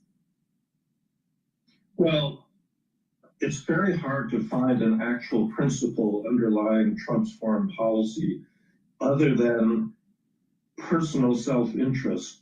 For example, the United States has been trying to cultivate a good relationship with India as a counterweight to China. We've been doing this for the last 20, 30 years. Donald Trump really threw that away because Prime Minister Modi, Indian Prime Minister Modi, wouldn't support his bid for a Nobel Peace Prize. And so he's basically subordinated American national interests to his personal vanity. And I think that anyone hoping to see a consistent thread in any of his actions is going to have a lot of trouble doing that. He didn't want to bomb Iran at first. He told Netanyahu to hold back. But then when Netanyahu provided him with an opportunity to strike Iran, he took it. And so, it's very hard to predict where that foreign policy is going to lead. It's not isolationist. He's perfectly happy to interfere in the internal affairs of other countries like Brazil. He imposed a tariff on Brazil because they're trying to legally prosecute former. Let's not forget about Chile and the CIA and the overthrow in the 70s. Fukuyama has nothing to do with Trump.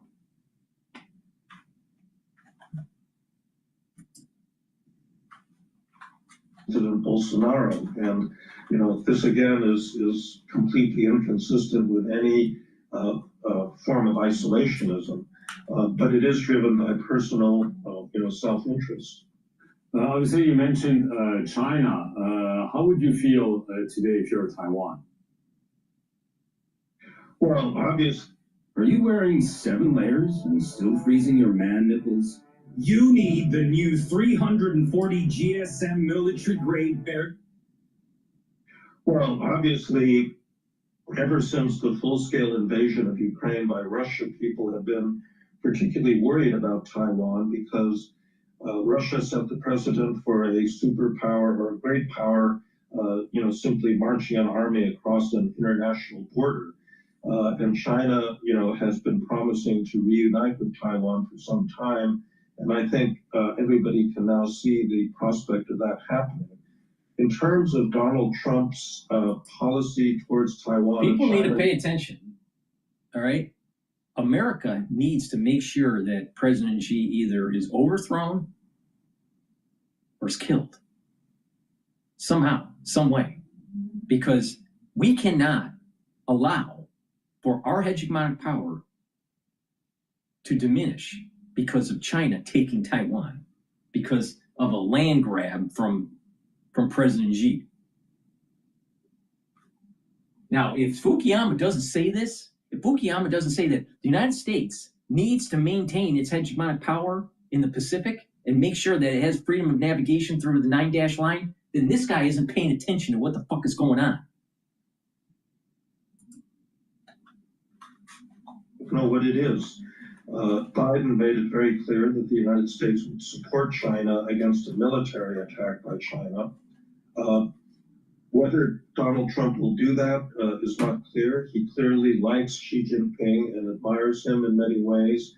And I could easily see him making a deal with Xi to, have this Taiwan part, revert to this Chinese. part, I agree with Fukuyama. I'm concerned about Trump bailing on Taiwan. This is the point that I make with Trump. I voted for Trump. I'm glad that he's president. I don't think he should be a president next term. I don't think there is even any legal precedence of it. But the thing is that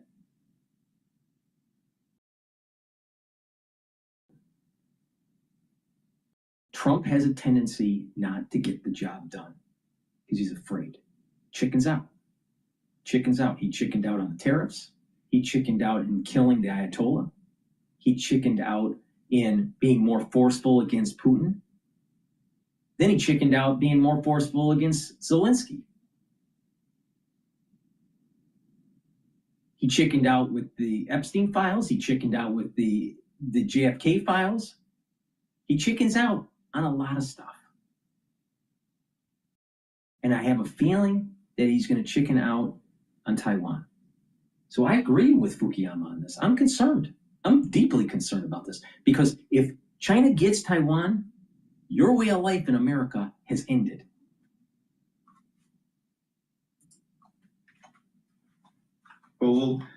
And then claiming that he's, avoided World War III.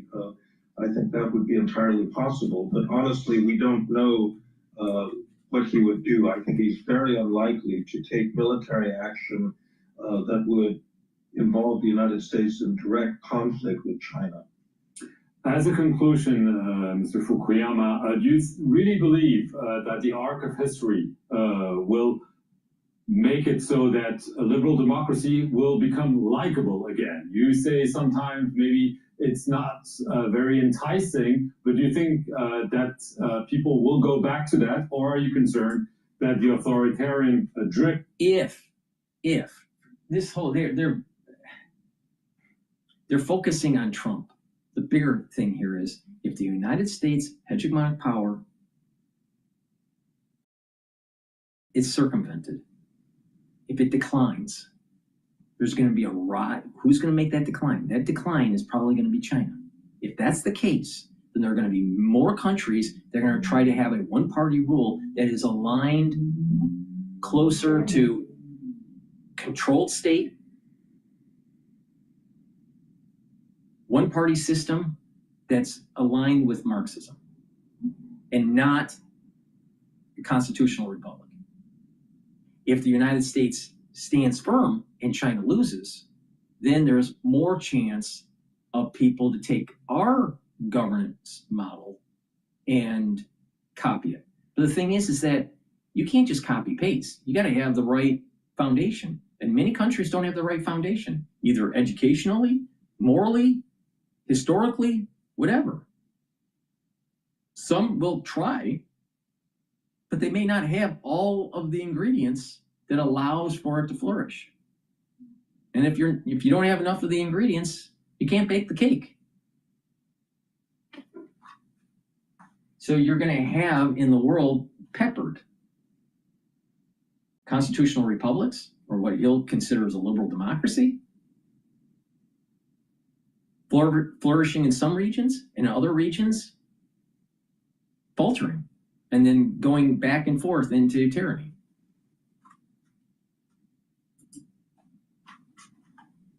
We've been discussing is what is going to have the upper hand in the near future. Well, there's a couple of things to say.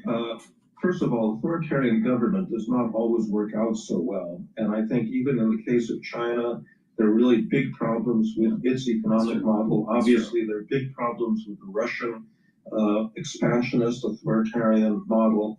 The other thing to say is that the good thing about a democracy is it can self-correct. We had an election a couple of weeks ago in the United States in which the Democrats did extraordinarily well.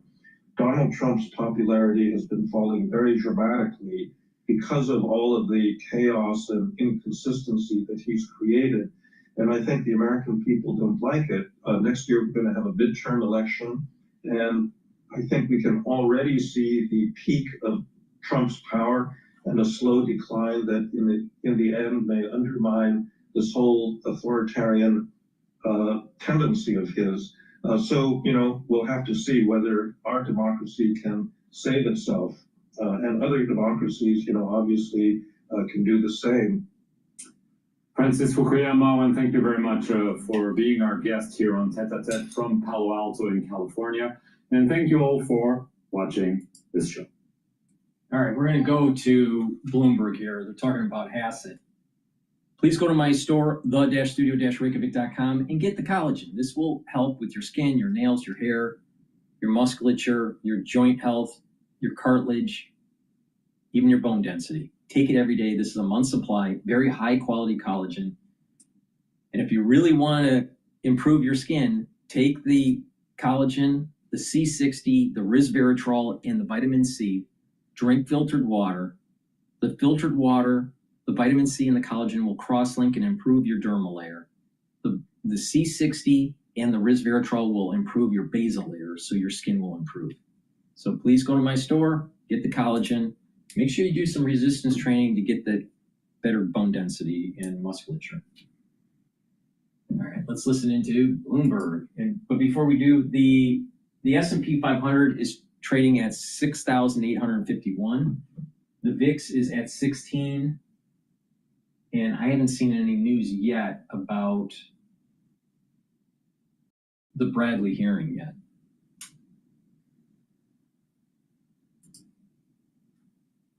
Rates are too high. They could be cut. I don't think there's anything anomalous in any of these bios that would make you think that they would approach that differently. I think the one thing I would highlight with Kevin Warsh is he, of the three of them, has been the most outspoken about the need to change the way the Federal Reserve operates. He is somebody who is a self-avowed advocate for reform of this central bank. And I think that might be something that makes him somewhat unique in this deliberation, if in fact it is still ongoing by the President of the United States and his advisors, including the Treasury Secretary. How much does the president want to go down that path of pushing forward, trying to enact kind of wholesale changes to the way that the central bank operates? There are plenty of people who think that that needs to happen, and Kevin Warsh should be somebody who, again, has been advocating for that for a very long time. I'm fascinated hearing you talk about this, because if we can break the fourth wall for a moment, what you're also hearing is the host of the Big Take podcast, who is in a crouch-like position, waiting for this news to break. You could do that program right now, and it brings me to, I'm sorry, but I always like talking shop with you on the air here. How will this work out when that announcement drops, and how quickly will you have a program on the RSS feed? We want to move quickly. Look, I've been spouting off a bit here about each of these potential nominees' biographies. I think there's a lot that we don't know about each of them. Again, Kevin Hassett's a familiar face to a lot of us. We've seen him on TV a lot over the last few months. Yeah. We know his long career. What do we really know about sort of how he thinks about monetary policy, the arc of his career, how his thoughts have evolved when it comes to monetary policy and the economy more broadly? As I mentioned, he worked for Republican candidates and presidents who had very different policy beliefs than this one. My hope is when this decision comes down, my colleagues and I in the Big Take are well positioned to bring listeners an episode that it illuminates some of that. We'll know who the figure is, but let's go back in history. Let's talk to principals who knew that individual, have known that individual for a long time, and can give us some sense, again, of that evolution that's taken, in the case of Kevin Hassett, him from his time at Wharton to ADI, to the Hoover Institution, in and out of the White House, potentially to this job. I think that's what we're hoping to do here, and bring that to listeners. I love this. People don't know this, but I actually sit next to David Gura's producers down here in Washington. It's like a whole row. He has saint-like status down here. And I'm delighted you could come on. Glad to be here. As always, David Gura. Download, subscribe to the Big Take podcast. We'll be ready when that show drops. Bloomberg correspondent. There's another 3 or 4 titles in there for David. It's great to see you. on the radio, as they say. David Burrow. We'll assemble our panel next. Rick Davis, Janae Wartell are with us as we consider Signalgate and the IG report that just dropped. This is Bloomberg.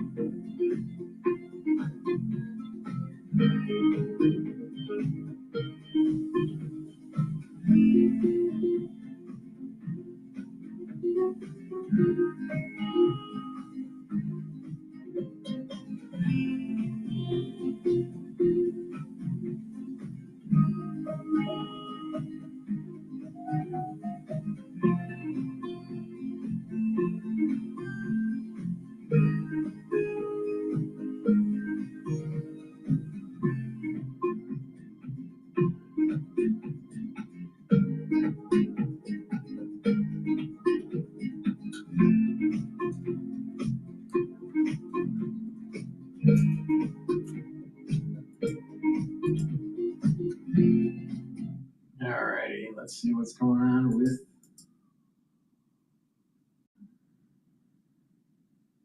Now, maybe we'll be able to get something about the hearing.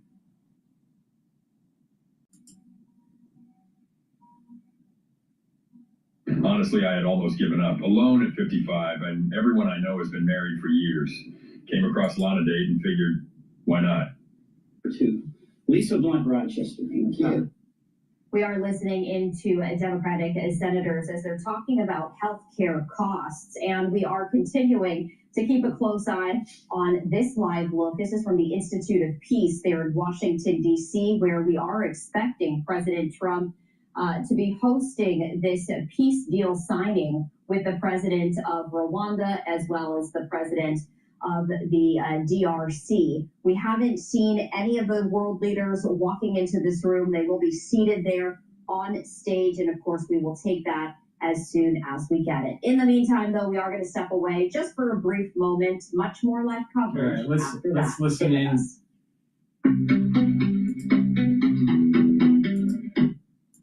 They're on break. Let's listen into this massive donation from the Dell family. Well, in just 1 hour on Capitol Hill, House Democrats are holding a hearing on what they're calling Trump's unaffordable America. But this comes as the administration takes new action to lower costs, including a major push to make cars more affordable. New White House correspondent Aisha Hasmi joins us live with the details. Good morning, Aisha.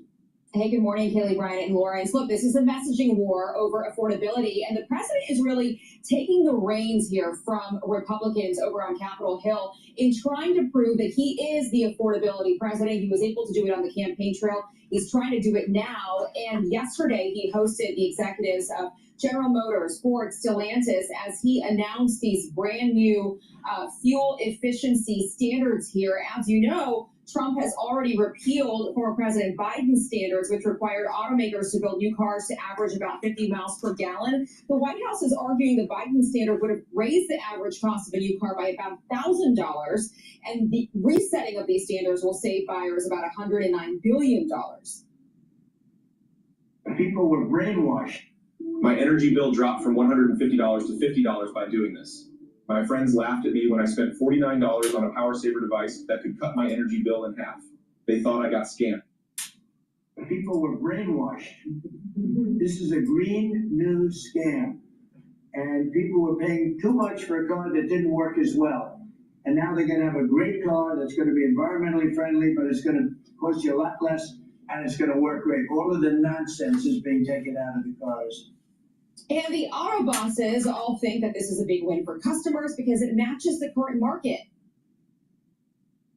This allows us to invest in affordable vehicles made in the U.S., which we will take the lead on, and will allow us to make vehicles more affordable. So thank you for making this step for all of you. Because it's the day where we see CAFE regulation reconcile with real customers' demand. We believe in growth, we're ready to invest even more. I'm here representing the hard-working men and women of Orion Assembly in Michigan. The facility or manufacturing facility there is currently going through a retool so that we can build additional U.S. manufactured pickup trucks and full-size sport utilities for our customers, and we're so excited about that. Meanwhile, the president also rolled out his Trump accounts program this week with a big $6 billion donation from the Dell family. This is going to help growing families with kids born in the U.S. It's basically like an IRA mixed with a 529 college fund to help give kids something when they turn 18, some money to spend on college or other qualifying programs. Again, a big move, a big push by a president who wants to show the American people that he is trying to make life more affordable for them. Back to you. Indeed, Aisha Austin, thank you. And we will speak to the Dell CEO who's providing that money for the Trump accounts, Michael Dell, next. You won't want to miss that. So one of the things that I found so frustrating when we're talking about affordability, and I appreciate the president inviting these CEOs, and that we don't talk about where we started. We just don't talk about it enough. You can't expect all of this to go away, the damage that was done in 9 months. It's just not realistic. One of the things I asked in our interview with Jim Farley, you know, he's not a political guy. I said, ask him straight up, okay? The Inflation Reduction Act was passed in the last presidency. That was supposed to bring inflation down. At least that's what we were told. I asked him, did it happen? And he said, look, all I can tell you is with cars, the price has been going up. This is the first time you're going to see it within the past 5 years. Where the price pretty soon is going to go down. And it's because of what the president is doing through his partnership with him. So cars right now, a new car average 50,000, much higher than usual. He says his more affordable new cars, around 35,000, are going a lot faster right now. Here's the CEO of Ford. It's a really important improvement for U.S. customers. What you should know is that this is a victory for affordability and common sense. As the president said, you know, we will be able to offer more affordability on our popular models, and we'll be able to launch new vehicles built in America that are more affordable because of this rule change. Frankly, CAFE was totally out of touch with the market reality. We were forced to sell EVs and other vehicles. We're not going back to gas guzzlers. We have a lot of EVs and a lot of hybrids at Ford. But now customers get a chance to choose what they want, not buy what we force on them. I think you'll see going into the end of this year and early part of next year, prices for cars will come down. We can build basically what America wants, and what America wants is affordable vehicles. So 52% up. Throw it as hard as you want. Go on. Watching it zip away feels like it might just keep going, right? Nope, here it comes. This thing's a total game changer. So 52% of the automobile manufacturers have left this United States, and they want to bring it back, and they think Michigan and South Carolina are really going to benefit. And you think about everyone benefiting from this. I was just texting with my dad. He got his first Ford truck in 1966. He's a business owner. He bought 200 Fords over his lifetime for his company. So it makes it more affordable for the consumer, for the small business owner. And it keeps onshore our car companies, domestically, jobs. It's a big deal. We do want to get to this, though. Also a big deal. Young Americans say the nation is heading down a dark road and fear their futures are unsustainable. 57% say the country's heading in the wrong direction, up 6% from last year. And Lawrence, I was thinking of you when I read this. 37% felt this way during the Great Recession. That was in 2009. I'm a millennial. I graduated during that time. My peers couldn't find jobs. 37% felt that the future was dim then. Now it's 57% and we're not in the Great Recession. That's a big number. I mean, we hear from young people all the time that they feel like they don't have access to the American dream. And by the way, these aren't young people that don't want to work. They went to school, got a college degree, they work really hard, but they can't afford to get a mortgage. They just can't. And that was something that was promised to them. The question is, how do we turn that ship around? The president is talking about doing these special counts so people can have children and they can start ahead and not behind. You talk about the president with agriculture trying to bring some of the prices of goods down so they can say, even at 50-year mortgage, I know some people don't like it, I'm all for options. The problem is you got a lot of people that feel like that the socialism route. I think the 50-year mortgage is a bad idea. Bad idea. Now, the reason being is that what that will do is actually increase the price of the homes. Now, why? People would say, well, why is that, Dr. Paul Cottrell? Because if you know that your buyer can get a longer term mortgage, then you'll be able to inch the cost of the sale, and the buyer will absorb it because they'll qualify for a longer loan because their monthly payments are going to be less. And eventually it'll take some time. They'll reach to a certain equilibrium that even a 50-year mortgage someone can't qualify for. It's going to raise the price of homes in the short term.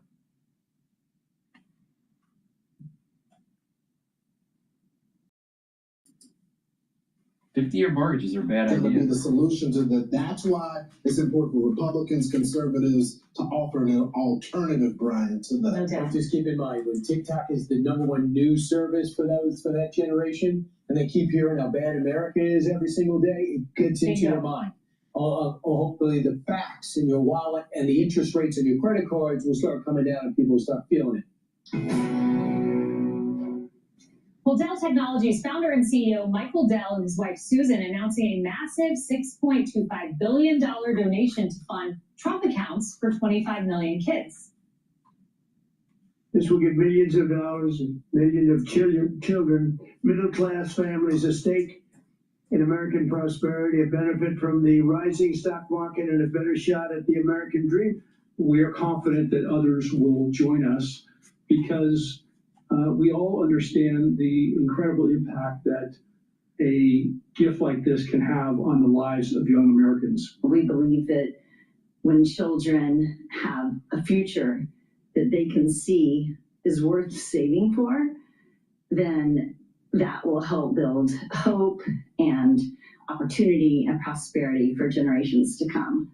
So this is Michael Dell and his wife's idea to do this, and they've implemented it, already making an impact. Michael, welcome to our couch. Thanks, Michael. What prompted this? Well, I know you were looking to do something philanthropic. I understand it, which is admirable. But what made you think this was the right move? You know, we've had a foundation for 26 years, and it's been focused on children. And we think investing in children is the smartest investment we can make. This is basically directly investing in their futures with these accounts that will grow over time. And we know that when a child has an account like this, even with a modest sum, they're way more likely to graduate from high school and or graduate from college and, get a job, be a productive member of society, start a family, not be incarcerated. All sorts of good things happen. Be a part of our economy, capitalism. Exactly. And so the opportunity to give hope and prosperity and a start to tens of millions of kids that brings us a lot of joy. And the government is doing a great job here by seeding the accounts of newborns with $1,000. And a lot of companies like ours and others will match the government's contribution. I hope all the companies out there will provide that as a benefit to their employees when a baby's born. And what we decided to do was for the kids that are 10 and under that aren't part of the newborn program, which is sort of the 0 to 2-year-olds, there are about 33 million of them that live in zip codes where the median income is less than $150,000. And we're going to give $250 in the Investment America accounts of 25 million of those kids, so about 75% of those kids. That's incredible. Wow, that's amazing. So, Michael, you talk about also, so you've been extremely generous, you and your wife, but you talk about financial literacy as well. Teaching these young people how to manage their money, what to pay their money. It may not be necessary for all of them to go to college. Maybe they start a business with that money. That's right. Explain that. Yeah, so when I was 8 years old, I got a passbook savings account, and I think I had maybe $8 in it, and you'd go there and you'd give them a quarter, and they stamp the little book, and you could see the effect of compound interest. And I learned about that at an early age, and it kind of sparked this interest in me. We now have 30 states where there is a requirement for at least one semester of financial literacy. And there's a real problem in the United States with this. And maybe it's easy to explain in the sense that if you don't have any stake in the financial market and no savings, why would you be interested in it, right? And so that can create a lot of problems as we've seen. So as you get tens of millions of kids now understanding how this actually works, and their parents and they have money, friends, exactly, companies, other philanthropists adding to these accounts, the effect of this, we believe, over time, over 10, 20, 30 years, can be tremendous on the overall country. And, so let's take a look at the program. You expand to $6.25 billion is your contribution. 25 million kids are going to have these accounts created for them. 250 into accounts for children under 10 and born January 1st, 2025, and 150,000, as you just mentioned, there's a criteria there, so make sure people are doing it. It's actually by the zip code where you live. We don't actually know what the income level is of a given person. It's zip code. Michael, I'm a young mom and I speak to a lot of young moms at pregnancy care centers, and these moms are often impoverished, they're destitute, they make a heroic choice to keep their babies, and their babies are their nest egg, and they want to invest in them. And when I woke up and heard this news, my mind went to some of those moms who have made the choice to have this little baby. They want a better future for them. And $1,000 is what you started Dell Technologies with. Explain how a young mom who sees this will benefit from $1,000 like you did. That will grow to much more than that over time. Yeah, absolutely. Compounding is an incredible force, and this is going to be invested in a broad index fund. Think of the S&P 500. And certainly, by the time the child is 18 years old, it will grow to a much more substantial sum. And if there are, even small additions every month or every year into that account, it just multiplies the effect. And that money can be used for continuing education and, anything that's going to benefit that child. It becomes like an IRA account. And most importantly, when a child has an account like this, it improves the mental health of the parent and the child. And the child understands that somebody cares about them, right? And their outlook on life totally changes. So, Michael, what do you say? I mean, we were just going through some of the polling for Gen Z Americans right now, and they don't feel like the American dream is attainable. They're not lazy. Some of them are working, but they can't get jobs. They don't feel like they can get a house. But what is your advice to these young people that are hard workers, but just don't see the American dream the same way your generation or even our generation once saw it? Yeah, these are tough challenges. I think I can't say I have all the answers to that, but I think this is a step in the right direction that will help to close some of that wealth gap. And look, I mean, in the age that we're in, where there's new technology, evolving all the time, we got AI, having critical thinking skills and being able to use these tools to make yourself more valuable, more productive.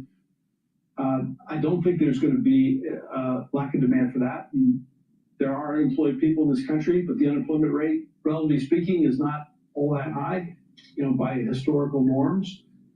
And you've got to go out there and make your own success. Yeah. And no matter at any era, at any time. Yeah, I mean, it's easy to blame. It's easy to blame other people for your problems.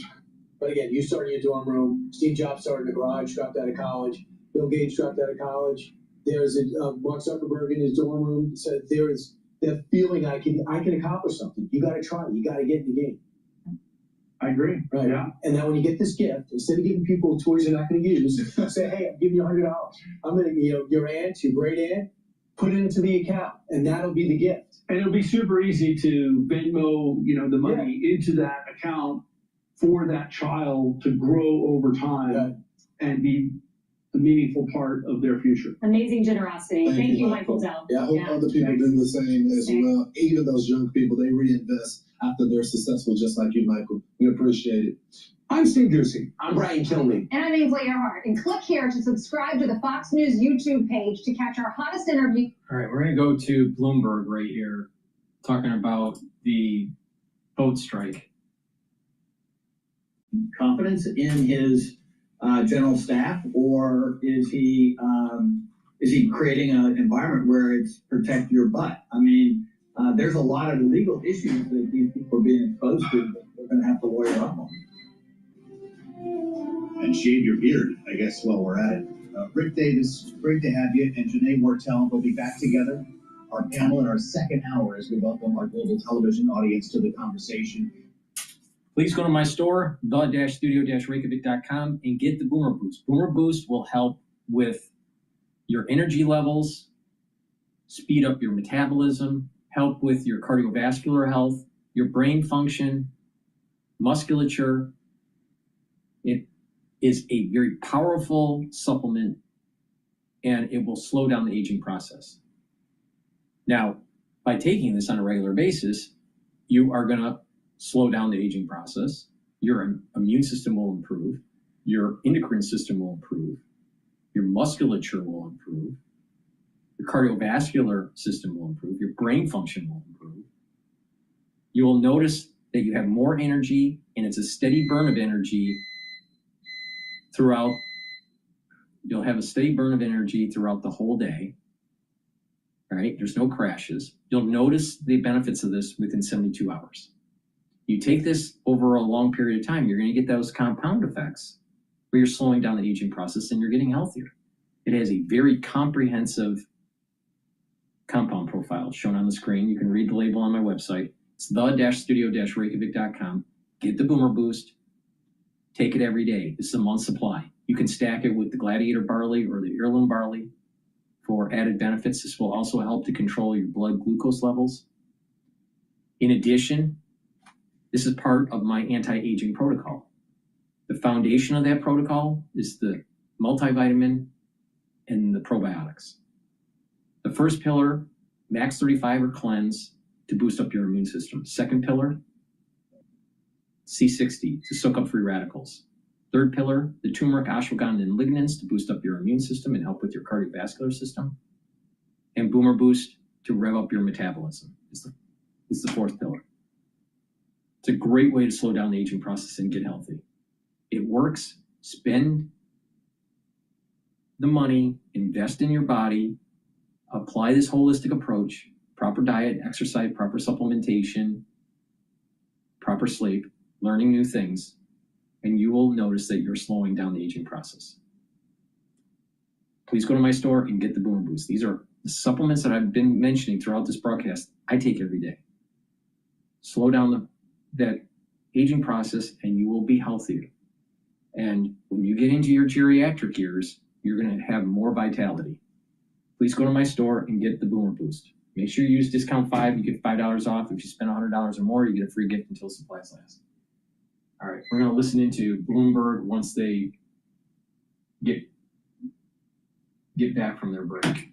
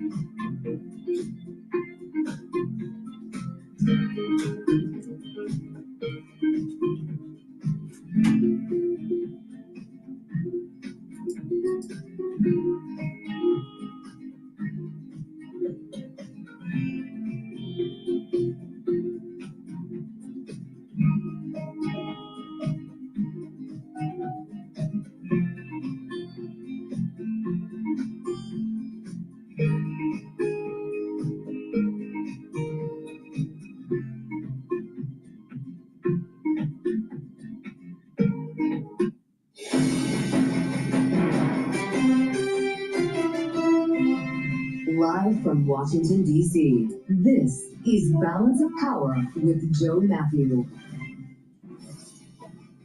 Fallout Day in Washington. Welcome to the Thursday edition as an Inspector General report into Signalgate is made public and top brass testify on Capitol Hill about the double tap strike against an alleged drug boat coming out of Venezuela. We'll measure the fallout of both with Bloomberg Pentagon reporter Tony Capaccio, who broke the Watchdog report story yesterday. Insights from Evelyn Farkas at the McCain Institute And from our political panel, Rick Davis and Janae Wartell with us for the hour, and it's all after a look at Wall Street. Charlie Pellet back on the case today. He's got the update on the markets live from New York. Hey, Charlie. Well, hello there, Joe Matthew. Choppy session right now. Down lower, S&P, NASDAQ, they are both higher. Just a couple of minutes ago, we had all three pushing higher. S&P, little change, up 6 right now. That is a gain of just about 0.1%. Stocks wavering on the brink of a record ahead of next week's Fed decision. The Dow, lower a little change, down 2 points now. NASDAQ up 34 for the NASDAQ Composite Index, a gain of 0.1%. 10-year at 4.09%, with the 2-year at 3.52%. Spot gold up $14 the ounce, 42.17, up 0.3%. West Texas Intermediate crude oil up 1.4%. WTI 59.77 a barrel. And Bitcoin now down 1.4%, 92,402 on Bitcoin. Goldman Sachs has paused a planned $1.3 billion mortgage bond sale for CyrusOne. That's the data center operator that supports CME Group after a major outage that hit one of the world's largest derivative exchanges. Goldman Sachs shares, they're higher now, little change, but up by about 0.1%. Meta Platform shares, they are advancing 4% as executives consider budget cuts for the Metaverse Group next year, while bets on a Fed rate reduction next week do remain intact. Right now, we got Meta Platforms. It is advancing by 3.9%. Earnings news, Salesforce.com after earnings up by 3.4%. And earnings after Snowflake, it gave an outlook for operating margin that fell short of analyst estimates. Snowflake right now, it is down by 11.1%. Again, recapping, Dow flat on the day, S&P higher by 0.1%, Bitcoin down 1.5%, 92,334. Balance of Power continues now. Back we go to Washington. Once again, here's your host, Joe Mann. All right, Charlie, thank you so much. We'll have more on the markets with Charlie Pellet live from New York in just about 20 minutes time here on Balance of Power as we talk politics here in the nation's capital. Thanks for joining us on the early edition this Thursday on Bloomberg TV and radio, available as well live on YouTube. Search Bloomberg Business News Live. Our conversation ahead with Evelyn Farkas from the McCain Institute as we get our hands on the IG report that Tony Capaccio broke yesterday, our Pentagon reporter, no longer inside the Pentagon, yet somehow making more news than ever. This is the report, the watchdog report into Signalgate, which of course has caused the walls to start closing in a bit around Pete Hegseth. Michael Waltz, the president's former national security advisor, has already been reassigned over this. And what we're learning here is indeed troops may have been put at risk when the defense secretary decided to share on Signal, on the app that we're talking about here, some battle plans that were about to unfold over Yemen.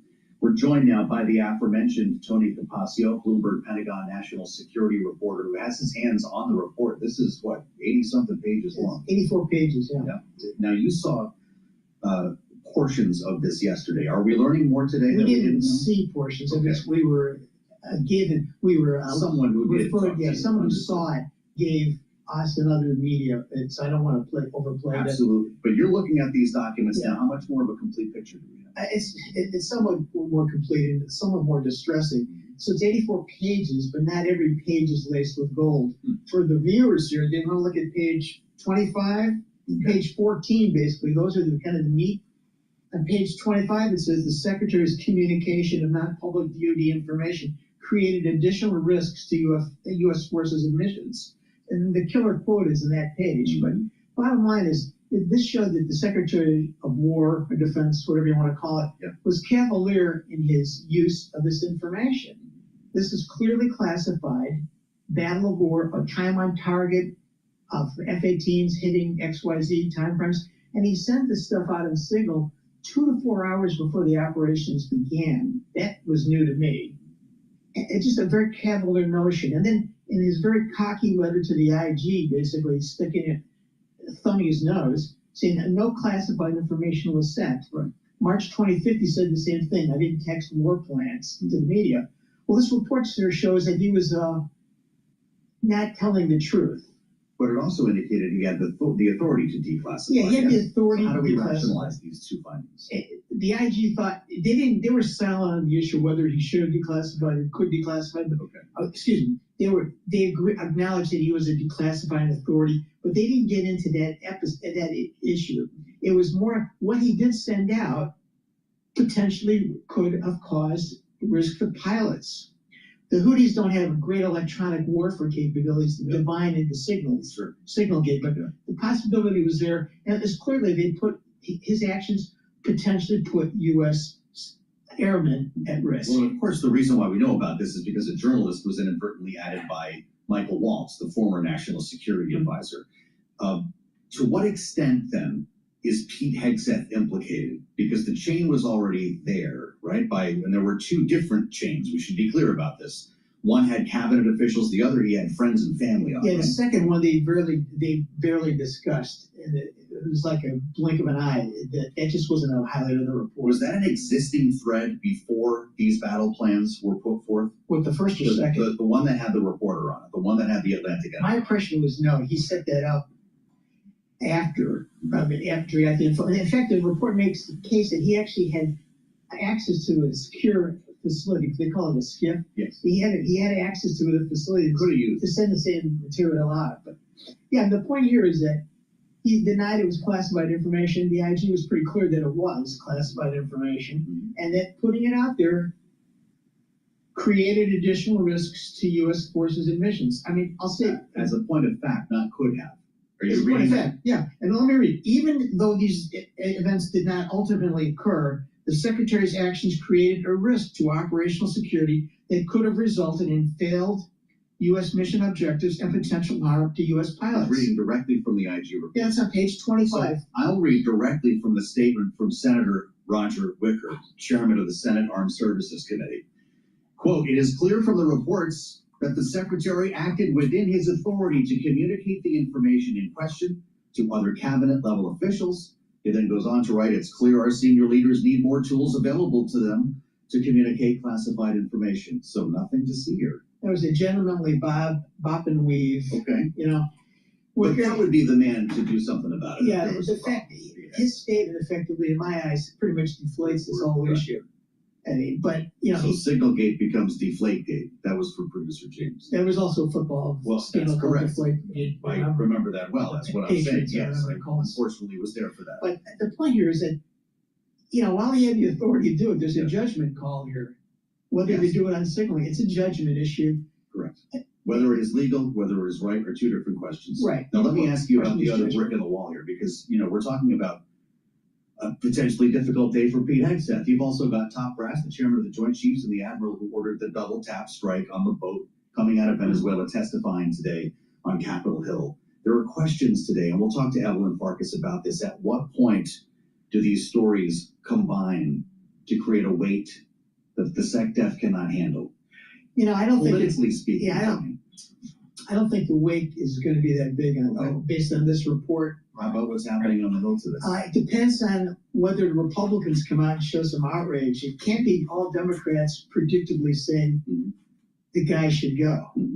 And I don't see the wake. And I don't see the wake over the water coming over the ship's side. Yeah. I see it maybe pounding against it, but still rocking but not capsizing. Just a quick note where I started here. You were excised essentially from the Pentagon by not agreeing to sign this. Exiled means I might have been assassinated. Exiled, we'll go with fine. Exiled, I think kind of well. Listen, you choose the language you want. Would this have come out yesterday if you guys were all still in the building? I feel like reporters like you are getting more news now having left the Pentagon than you might have been getting inside the Pentagon. No, this definitely would have come out had we been inside. Yeah. It would have been more contentious because we would have gone in their face and said, what about this? Okay. What about, and they might have come back. You don't think you're getting more scoops than you were before this happened? I think the scoops are, I'm getting about the same. What we're not getting, though, is access in an emergency. Right. If the United States struck Venezuela tonight or tomorrow, we wouldn't be able to run in and get stuff. We could grab, and we'd be dependent on emails and calls in which wouldn't be answered. And then we'd be all depending on Twitter and their babble from other places. People love it when you come on the program because you're authentic, and I appreciate you bringing this reporting to us, as always. Tony Capaccio, Bloomberg Pentagon reporter, with us in the flesh here in the studio. We're lucky he's in the Bureau more often now. That was the decision across the river.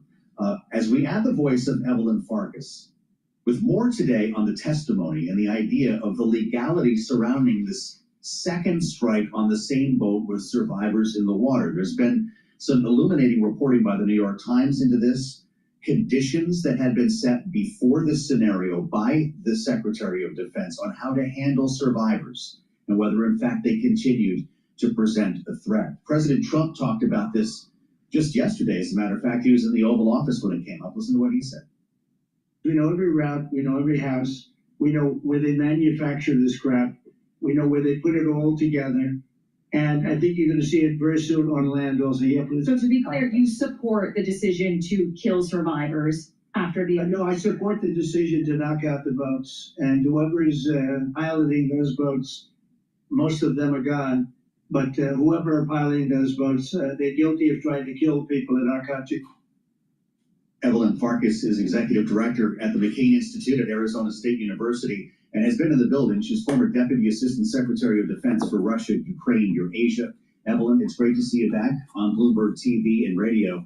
I don't want to turn you into a lawyer here, but there are things like the Geneva Convention, international law, and training that troops go through, and certainly top brass go through when you talk about the general staff and dealing with scenarios like this. What are these senators hearing today from the admiral who ordered the strike and from the chairman of the Joint Chiefs, who both say they acted legally? Well, Joe, thanks again for having me back on again. And I'm only sorry I can't be on with Tony Capaccio, who was one of my favorite journalists going back decades. So, look, unfortunately, we in the public don't yet know exactly what transpired. I do think eventually we'll see the videos and we'll get the full story. But I think we have to step back 1 minute and understand that these operations in and of themselves are likely illegal. The fact that we are conducting these operations on the high seas, the fact that we're calling them war, it doesn't make it war. These are police actions. McCain Institute? I'm saying, they can't make this stuff up, man.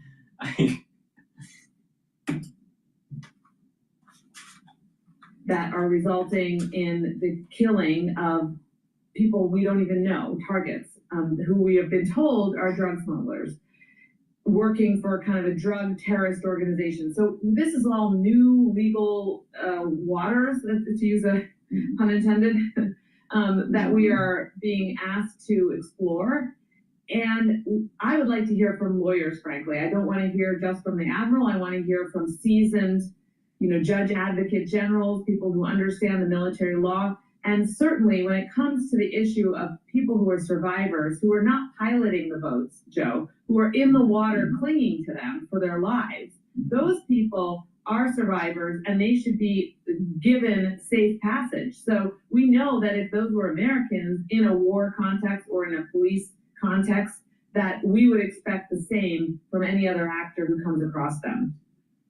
We have a literal split screen unfolding live right now in Washington, Evelyn, as President Trump has begun speaking at the Donald J. Trump Institute of Peace, as it was renamed just 24 hours ago. He's there with the presidents of Rwanda and the Congo to talk about their arriving at peace.